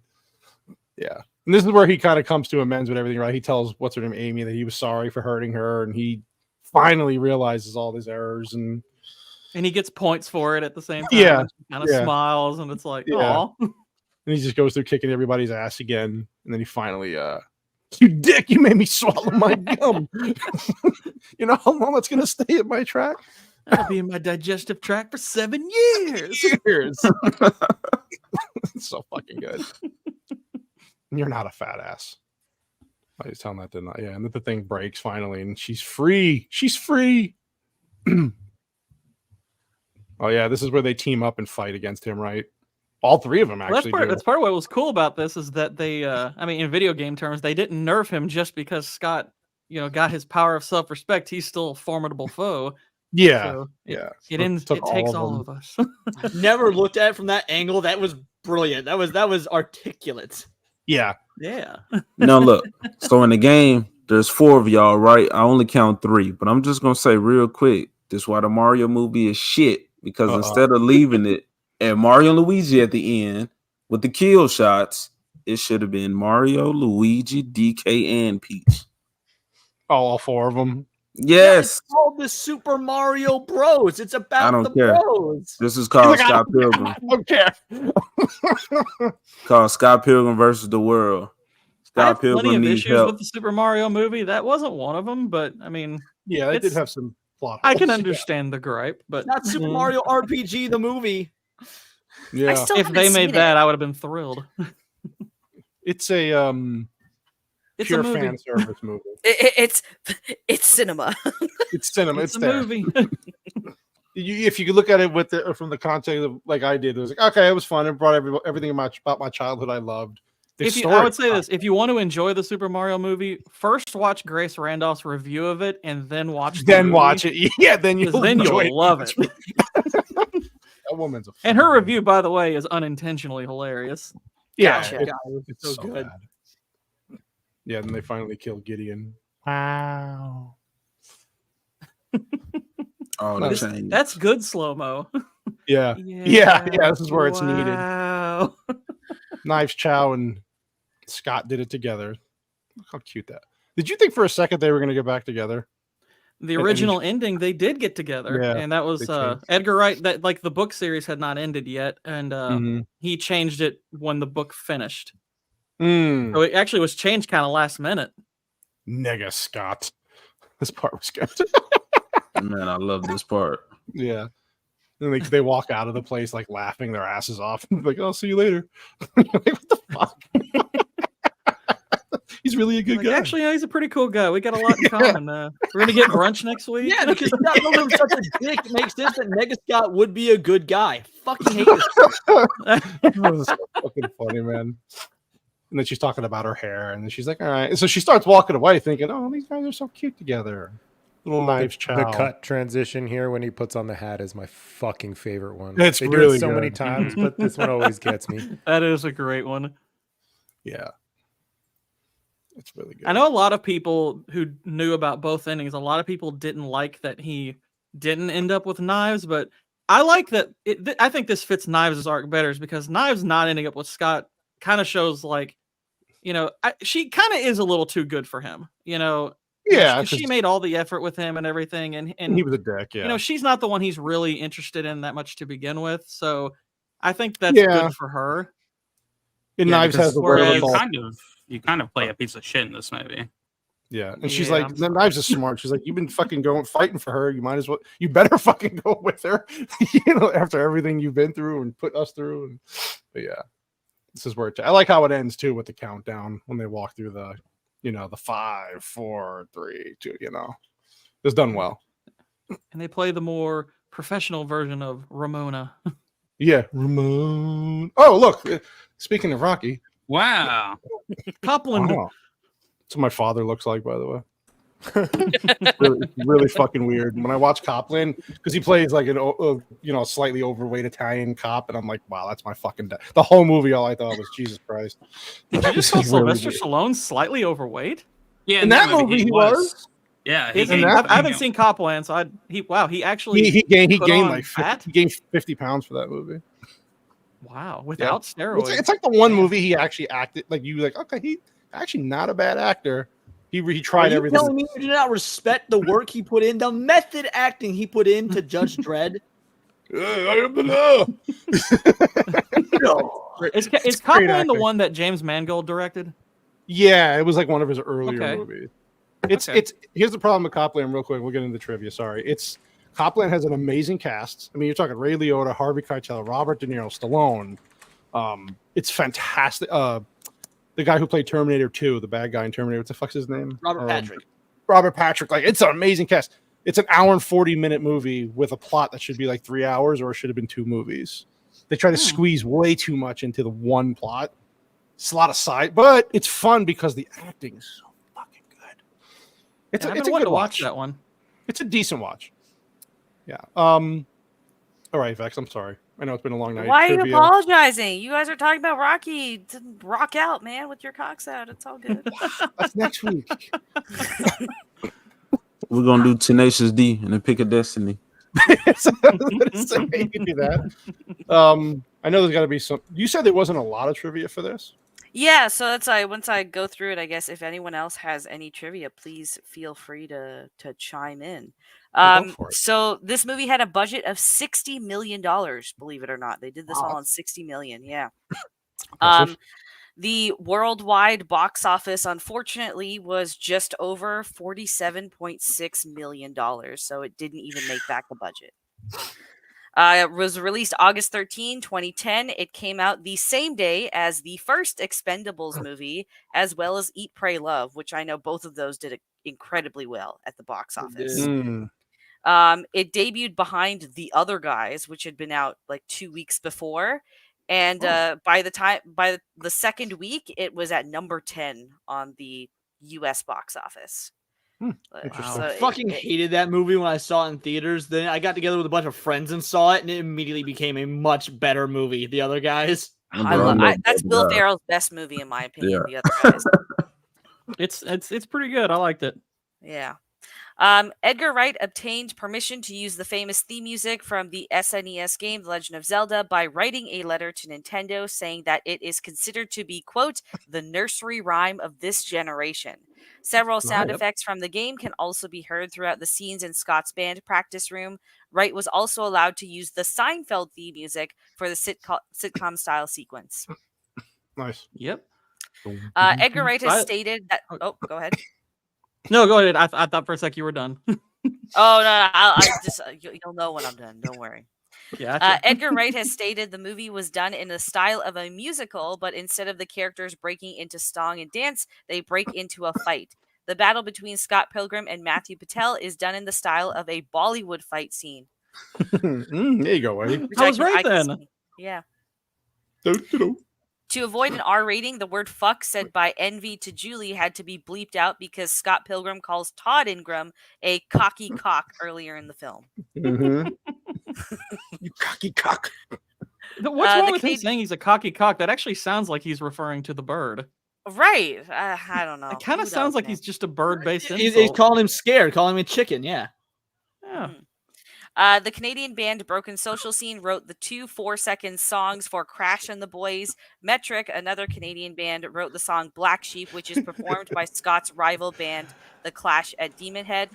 Metric recorded 2 versions of their song Black Sheep. One had the vocals of lead singer Emily Haynes, which was included in the official soundtrack. The other version featured Brie Larson's vocals, which became the fan favorite and was used in both the film and in a promotional music video.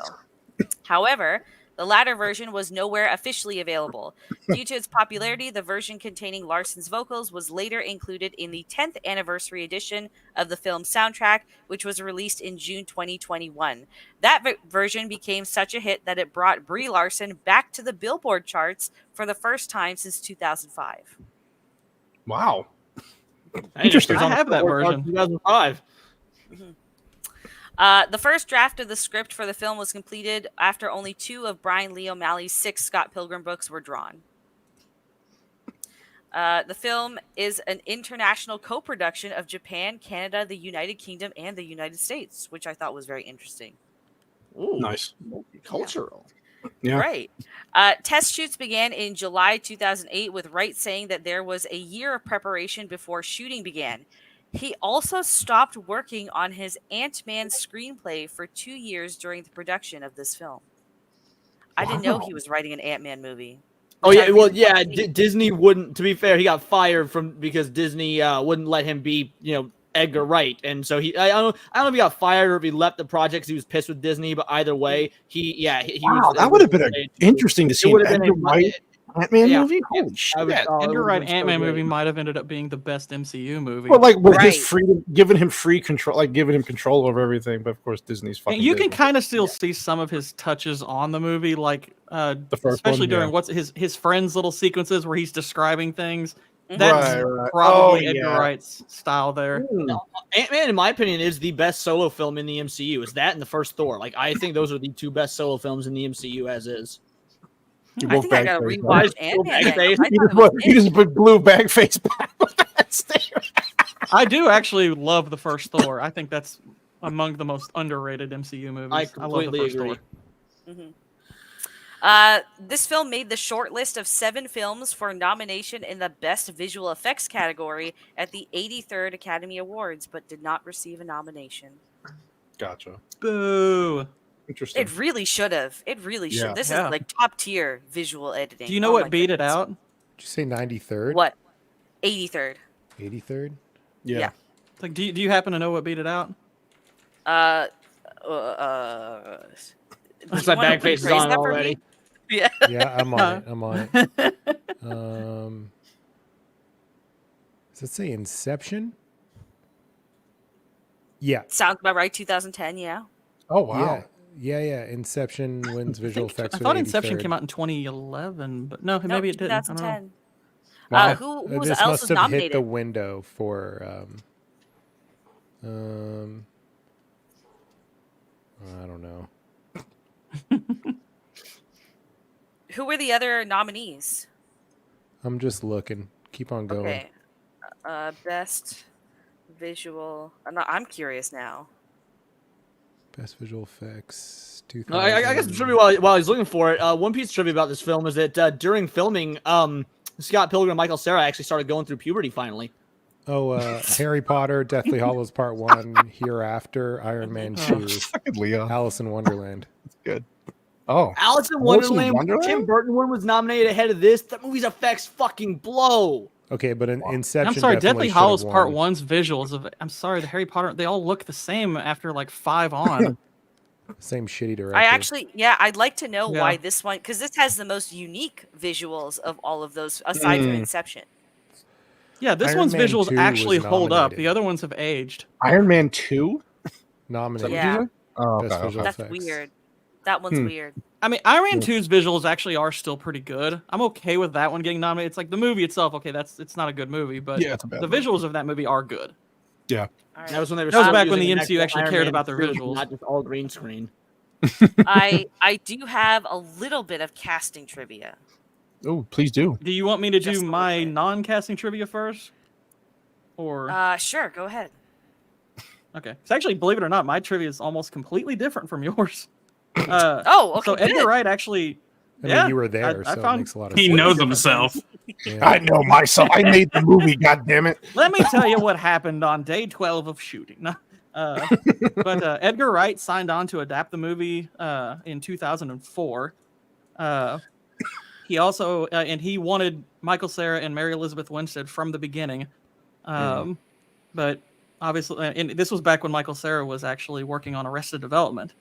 You mean Edgar Wright had a great.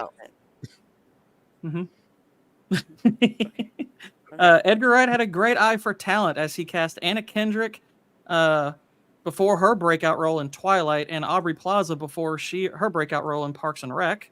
Anna Kendrick's Stacy name tag belongs to the actual girl who Stacy's based on, Stacey O'Malley, who's the sister of the writer.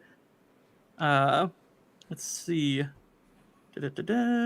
Ramona Flowers' character is from North Carolina, which Mary Elizabeth Winstead is also from North Carolina. Each character was given 10 secret facts about themselves, and one of the facts that Aubrey Plaza was given about Julie was that in college she had a massive crush on Scott, which probably explains why she is so mean to him. Mm-hmm. Wow. And Edgar Wright encouraged minimal blinking to achieve the anime feel. Oh, that's pretty sick. Yeah, it's pretty cool. Mm-hmm. And a piece of personal trivia, actually, my original, the Gord King was actually originally supposed to be a sidekick named Gordon O'Malley, which I got the last name from the writer of these comics. Nice. Cool. Dang. All right. Nice. That's actually true. Double trivia. Double.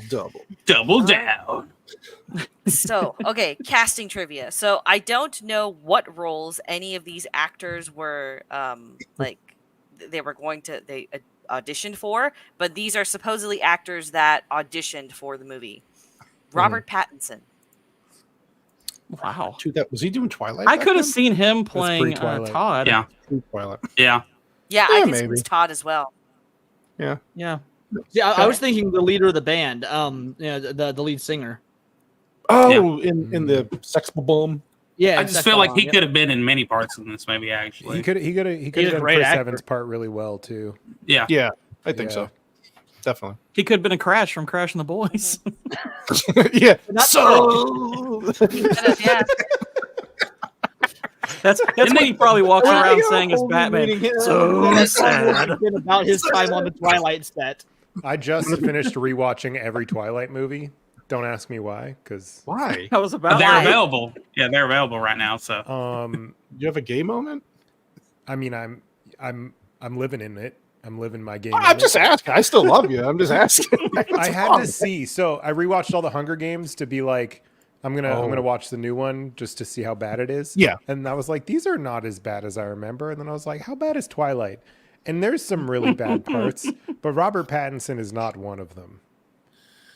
You can tell by the end he's like, I hate this. I fucking. He said hate it. this Didn't he so say much." he Yeah, hated yeah. Twilight? Yeah. He was done with Yeah, it. the Twilight, I've seen them with riff tracks, but you can get enough from the actual movies watching it that way. But yeah, he's not the problem with those movies. No, he's not. It's just plus he's always really cool in his interviews. It's like the horniest teenage movie I've ever seen, though. It's definitely pre 50 Shades of Grey. Yeah. Have you seen? He's going to be in an upcoming movie next year called Mickey 13, a sci-fi movie. I just learned about it today. It seems awesome. Yeah, he's God here. What were you saying, Vic? 50 Shades of Grey is actually Twilight fan fiction originally. Yeah, there is. Yeah, changed the character names, and that's how she got published. Who's the next casting? Oh, okay. Next one, Sebastian Stan. He was gonna. Really? I actually know that one. He was gonna be Chris Evans's character. Funny enough. No shit. That's what he. I Yeah, can see that. that was actually going to be funny. Captain America's I saw character. that and I was like, I'll bet Vex will have that one. Vex will have that one. I can see that. All right, Rooney Mara. Wow. Rooney? Really? I could see her maybe as his sister. Yes. I could actually see her as Ramona. Potentially, yeah. Yeah. My only issue would be with her being because Ramona, I guess her presence over Scott when they're together is kind of she's the one who's kind of got the power because he's simping over her. I don't know if that would work as well with Rooney Mara. because she's just a little more slight. She doesn't have quite the same physical presence, but I don't know. I might just be overthinking it because she is a fantastic actress. Mm-hmm. And this is before she started looking like a coked out vegan as well. So Damn vegans. Sorry, what? Sorry, back. okay, Zoe Kazan. Why? I gotta look this up. I know the name. I gotta look it up. Zoe. Okay, I recognize the face, not the name, but she's really ugly.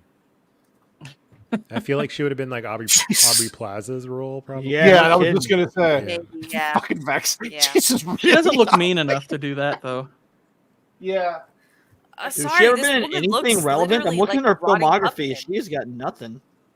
She was in Ballad of Buster Scruggs. That's the only thing I've seen her in.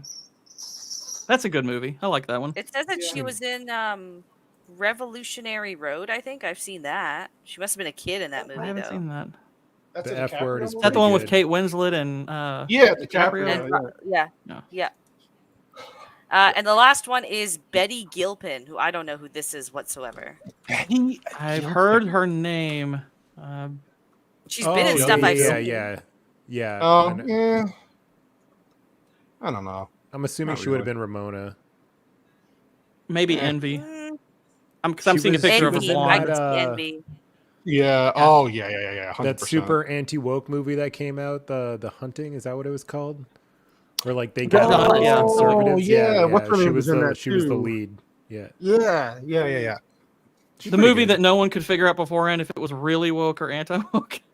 Yeah. Even I my remember, dad like- said that. Like my dad loved it, and he's got trash taste in movies. Like, I'm gonna be real, my dad has the shittiest taste in movies. That's and an he idiot, really, man. he really liked The Hunt, which is why I haven't watched it, because if my dad enjoyed it, I'm like, yep, probably a shit film. But yeah, I'd be the was worst I'm mad guy, that it used love that. it, and I can't tell if it's supposed to be anti-woke or not. Who's the chick? I was that- who's annoyed the when other- it used that title because there's an actual great movie with Mads Mikkelsen called The Hunt, and I'm like, I don't Called want The Oh, Hunt, and that's a yeah. very I good say, movie. Yeah. oh yeah, The Hunt is fantastic, and I'm like, and people are like, the one where they kill all the conservatives. I'm like, no, that's not what I'm talking about. How have I Does it- never heard of this movie? It was only popular because the people were trying to figure out the people who created it said it was really supposed to be about both sides shitting on each other, Yeah. and then but it turned out to like be the woke anti-woke anthem for the right. I never saw it. I only saw like little scenes from it. Who was the girl that there was another popular actress that was in it as the bad supposed to be Hillary the villain? Swank. Hillary Swank, that's it. Yeah. Says It's Hillary actually Swank. All I know Yeah. is the end of the movies they just beat the shit out of each other. That's all. It's pretty good. I feel like you'd fuck with it. It's pretty funny. Yeah, I remember enjoying it, and I don't Okay. even really care to watch movies like that. Right. Yeah. Was that everything? Okay. Yeah, that's all I have for trivia. Okay. That was interesting. Amateur analyst. That's What probably did that you is know? probably for the best. He said his My dad dad liked liked Rings of Power. We don't talk. Oh God, we don't talk. I disowned my father. Oh my God. Well, I don't know if my coverage will help him, but maybe it'll amend that fence. I don't know. well, there you go. That was Scott Pilgrim versus the World. And I know the animated stuff comes out. Is it this week or next week? This week, This 4 week days. it does. I think. Nice. Is it Wednesday or Friday? I thought it was Wednesday. No. That's that show that stars Jenna Ortega. I think then Sorry. it's Friday. It must be Friday then. Hold on, let me. Maybe it is Friday. November All right, I'm looking at- 17th. Yeah, so Oh, Friday. it's- okay, so Friday. Good. That's a good way to go into the weekend. Well, that's a perfect binge watch for the next. Well, it's not all episodes at once, though, right? Is it weekly? Or it's Netflix, though, I right? think So Netflix usually does all at once. okay, I was gonna say it's a perfect binge for the next week when I get the long weekend for the holiday. So there you go. Perfect. Well, good. Well, yeah, that's again. So we'll do the rankings real quick and then do the shout outs and get out of here. So I'll start with you, Mr. Michael Cera. What do you give this movie on a ranking? Whatever scale you want to use. Well, I am going to give this movie a 10 out of 10. I love it that much. It's one of my top 50 favorite movies of all time. Oh yeah, I should do something creative. 10 evil exes out of 10. That's the easy one. I like it. Leon, Words of Paradise. What I about you? absolutely love this movie. Though. Yeah, it's a great movie. It really is. Go ahead. Sorry, Leon. Yeah, I think so. This movie does have a couple problems. I think I don't I don't think that the third act breakup is. You either need to go longer with it or not have it at all. I think that it does not work with the little 5 to 5 minutes of them, doing the breakup. And Michael Cera is one of my least, no joke, is like top 3 least favorite actors of all time. I'd cast like Topher Grace or something. That does knock it down a little bit. And again, but Edgar Wright's also second favorite director of all time. So this is his least perfect movie, but still incredible. So I'm going to go with 8 random dudes Wallace has slept with out of 10. That's awesome. Abomination AJ. You had to give a ranking to this. What would you give it? Oh man, it's weird. Because I want to say like, what issues do I have with the movie? Yeah, I don't have any. I accepted the movie for what it was, and I think what it attempted to do, it excelled at. I think any of my issues would be more what is like just gratuitous. Like, give me more, like maybe real fight scenes, like a good choreographed fight that's not, not so funny, but more so of like real kicking ass, which they kind of did it at the end, but something like that, which I think the movie didn't need to be great. So I guess if I have no issues with it, I'll say a 10 out of 10. So there you go, 10. What do I want to say? 10 lives left out of 10. There you go, lives. I got it. Extra life, yeah. Extra lives. There you go. How about you, buddy? Yeah, I fucking love this movie. I think it's like the casting is perfect, the soundtrack is perfect, the like camera work, the editing. I want to just say to Leon, go watch. I don't know if you've ever seen Youth in Revolt. It's like a really obscure, such a good movie. If you wanna like Michael Cera, go watch that movie. That will make you love Michael Cera. He's fucking so good. And I'll give it a shot. He's not devoid of good movies. I also like Oh no, that's Jesse Eisenberg. Never mind. I was gonna say eventually. Never mind. That's Jesse Eisenberg. Never mind. Yeah, I think. Yeah, he's right here. There you go. It's right the middle formation. Yeah. Yeah, Youth in Revolt. Yeah, I'll watch it before the next time. Are you gonna be on the Die Hard 2 panel? No, God no. Okay, well I was gonna say I'll have it watched at some point. You and I'll. We'll cross paths. I'll put it in the chat. We got that bet about fucking bag face. I don't know. I think the way he handles his characters, like no one is really likable in this movie, but they're all so real, and like the way his characters grow, it's kind of like a nice touching message about like finding yourself and what it does to your relationship when you have like self-respect and I don't know, kind of like how, like Ramona grows from her exes and her past, and she has to move on from that, and Scott has to kind of move on from himself in a way. I just think it's so, there's so much depth, and just the execution of it is too flawless. So I do 10 garlic bread slices out of 10. But then you get fat. Oh, bread I'm makes there, you baby. fat. I don't give a shit about that. Gluten free. There we go. There you go. That makes it better. Vex. I'm going to give this a very rare 10 out of 10. I try to stay away from 10 out of 10s because I feel like it's a cop out if you say 1 out of 10, and it's a cop out when you say 10 out of 10. But this movie knows what it wants to be, and in that sense, it executes everything it's trying to do perfectly. The soundtrack is great. The casting is great. I know a lot of people harp on Michael Cera because apparently he can't act, but this movie and Youth in Revolt are, I think, the two best cases for him actually being a solid actor. Because he's just been typecast in everything else otherwise, and I feel like he's great. And this is the end when he dies in the first scene. Sorry? He's great, and this is the end when he dies in the first scene. I hate that movie, actually. I think that's a garbage fucking movie. Oh, no, that movie fucking sucks. Right. Yeah, I didn't like this either. But yeah, he's great in Arrested Development.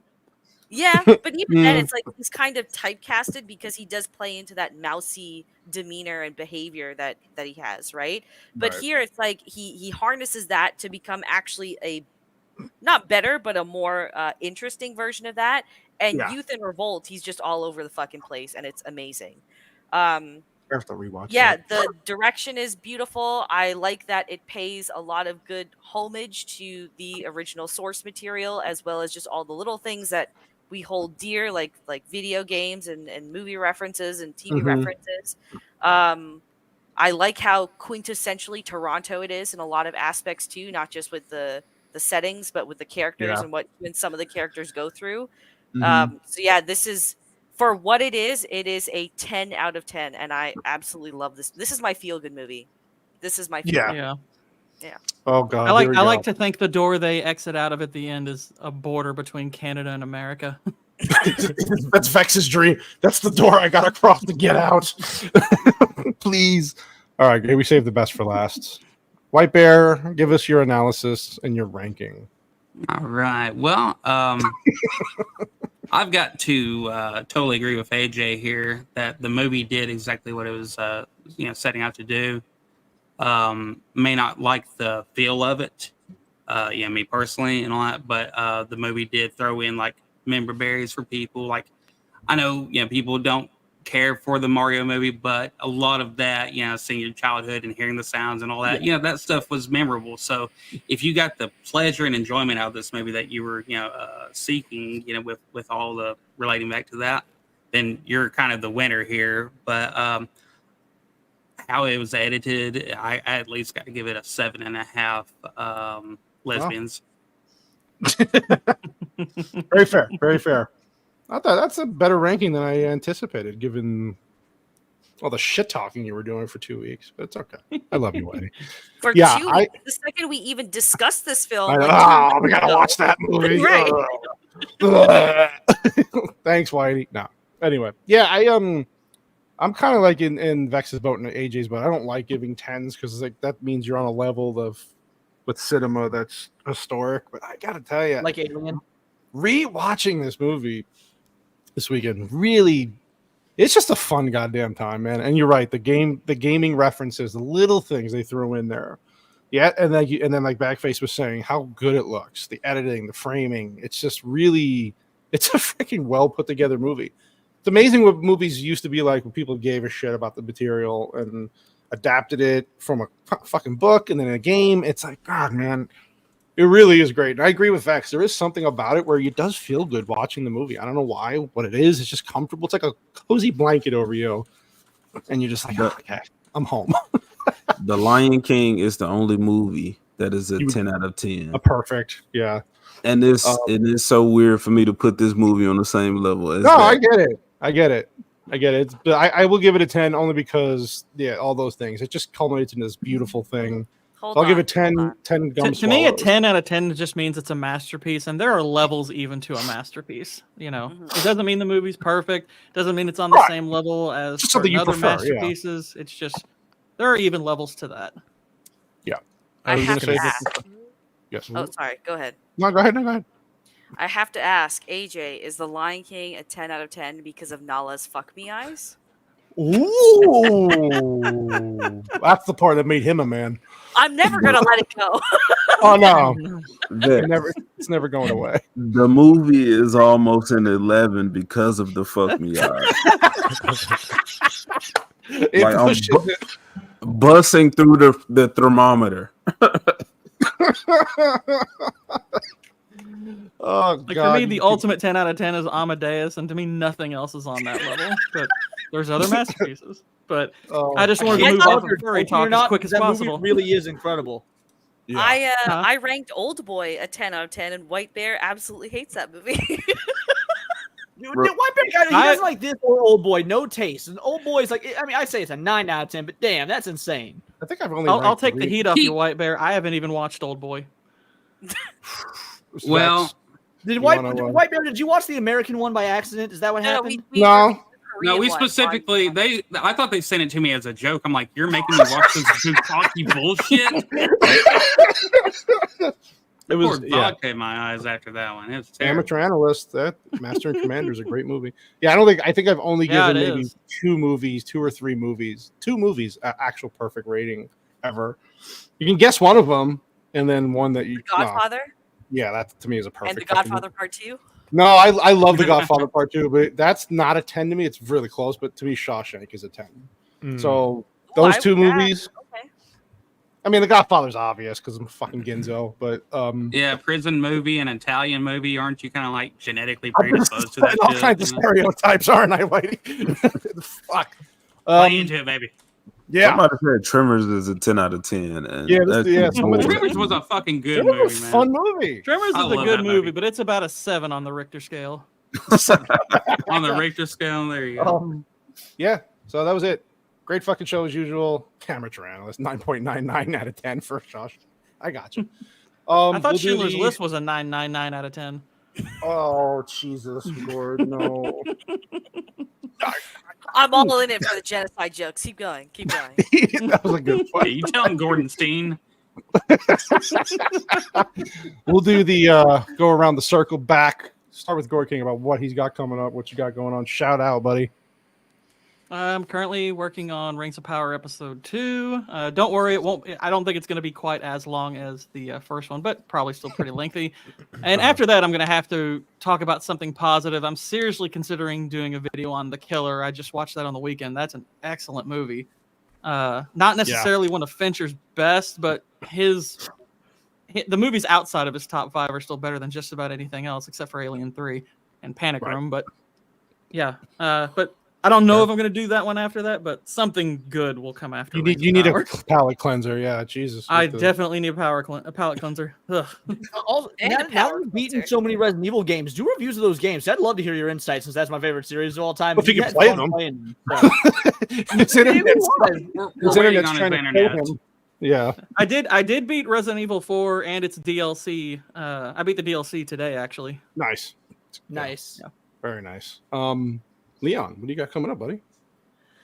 Yeah, well, I'm gonna be back on here for Die Hard 2 in December. I'll be with Jay of Desolate Souls on, I believe, November 29th. I'm gonna be on his channel, and then obviously I take Tuesdays off, but other than that, I do daily videos every day. I cover pop culture, nerd culture through a bit of a political lens. So if that's your thing, I make fun of both sides. I think that both sides of politics should stay out of nerd culture. So yeah, I'm gonna do some calling out on my own side. Been getting some attacked on Twitter for one of my hot takes about the Bill Burr situation today. That was a lot of fun.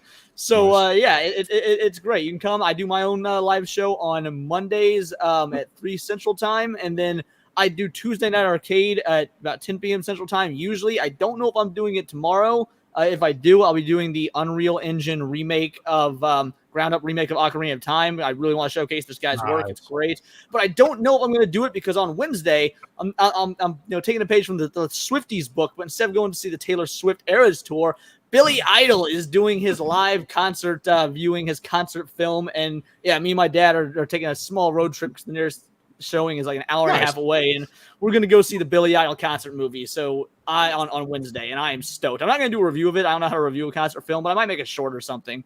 Cool. That sounds fun. Yeah, look out for that. Definitely check out his channel. Abomination AJ, what the hell do you got in the works, buddy? You're doing all kinds of streams on Tuesdays, and you do got some good videos out. You had a good one about the Rippa thing coming out, the animated thing. So, oh, bro, lazy YouTuber. I do the stream, and I'm learning to cut videos and make content out of that. So, there you go. Tighten Up Tuesdays tomorrow. I will be streaming. Be there. I forgot what I'm talking about, but we'll just show up and you just let us know then. How about that? There you go. Surfer. Sounds good to me. It is 9:30 Central Standard Time. Convert that to your own. I'm not. I do time zone. Is it on AJ time? Yeah, just set the notification. It'll let you know. Yeah, I got you. I always get the notifications on all your shit. Bagface, what you got coming up, buddy? I dropped a video today hanging out with my mom, reacting to TikToks. So that's pretty fun. Yeah. And I got that saved. I'm working on a thick old video about the Jonestown Massacre because that shit is fucked. Beyond fucked. That's fucking wild. You just made me a little hard, bag face. Ooh, oh, I'm dude. looking forward Did to you hear that knock? It was her. That was her hitting the desk. Yeah, and then I'll be out of commission for a little bit, so gotcha. I'm gonna be pumping out a lot of videos before then. So Nice. we'll see. Awesome. Looking forward to it, buddy. Always. Oh, Vex. Obviously, you just put out a banger fucking Marvels thing, but what else do you got? Yes, I did just put out my Marvels review right before this stream, so you can go check that out if you're interested. Yeah. I make some pedo jokes. I made some grape jokes. I made some genocide jokes. I also made some family abuse jokes all in one video. So You fucking crushed it. Yeah. Other than that, I have some like work related deadlines this coming week, so I'm not in any other streams, but you know me, I'm always hanging around. I got a bag face. I got your video to watch after because I've been editing all day. I haven't watched anything, so that is on my to watch list as soon as we're done here. But yeah, other than that, I know I'm gonna review Aquaman and Rebel Moon in December, but I don't know what else is coming on the channel before that. Oh God, we gotta talk about Aquaman, don't we? We're doing we're reviewing Aquaman in December. That's the last stream for the year for us, and then we're off for 2 weeks because of the holiday. That's our Christmas present to each other. Oh, we're gonna have fun with that one. God damn it! And then we are doing Rebel Moon, but no, we're not doing Rebel Moon till April. Till April, right before part. We're gonna do both part, yeah. White Bear, you got some awesome meme videos you got cranking lately, buddy. You got a new one coming out? Yeah, I got one coming out tomorrow at I believe 11. But yeah, I finally got to get back into making videos. So Sunday I had one out, Monday and tomorrow. And fortunately, I've been lucky enough to get to borrow Dempsey and his son's Zombie Mind. Get to borrow their tunes and use them in the videos, and so we get to work with our local, artists, like people that we actually want to support. So that's been a very cool little blessing there. So, awesome. Yeah. Keep up the good work, buddy. Those memes are fucking great. Thank Meme you. videos are very good. And did Leon just pass away? He said, "Fuck y'all." He didn't want to hear the song I was going to play for him. So sad. Leon. Well, I can't wait till it's finished. Oh my. Well, anyway, sorry, Leon. If you had to go, I understand. Yeah. He's and like, then "Fuck y'all." for me, see, this week we're coming back with the Cannoli Connection. Mrs. Sassy and I get to interview Lofty Pixels. Guy's full of hot takes, man. So it's gonna be a fun stream. That's gonna be a fun stream. Sorry, so StreamYard died. That's okay. It died on me too, obviously, before it tried to murder me. It pulled the Schindler's List on me. So how's it feel to be on bottom, bitch? Right, Yeah, so we got Lofty Pixels for the Cannoli. The divorces I've been through. So right, Lofty Pixels for the Cannoli Connection. That's at 5 o'clock Eastern. Oh, sorry, 5 o'clock Pacific. Jesus Christ, with these time zones. Look out for that. I'll shout that out. And then Monday we are back for Vex's favorite Rocky. We have a really good panel for that. We have Dark Hour, Cult Classic Cage, and Magitech Mag coming on for that panel. So I'm looking forward to that. All first timers on the channel. Yeah, so that's gonna be wild. So I'm really looking forward to that. And we'll see you then. Other than that, great night, great panel. Please check out all their shit. And also Vex's GoFundMe thing is in the description of the video and also in the chat. Please, if you can, help her out. She needs it. We got to get her out of that fucking country. And, Absolutely. Sorry, Bagface. I love you. country, in prison. No, this shit sucks. So, yeah, definitely look out for that. We'll shout that out also on the socials. And that's basically it, guys. Love y'all. Thank you to the chat. You guys were fire. We will see you next week. Peace out.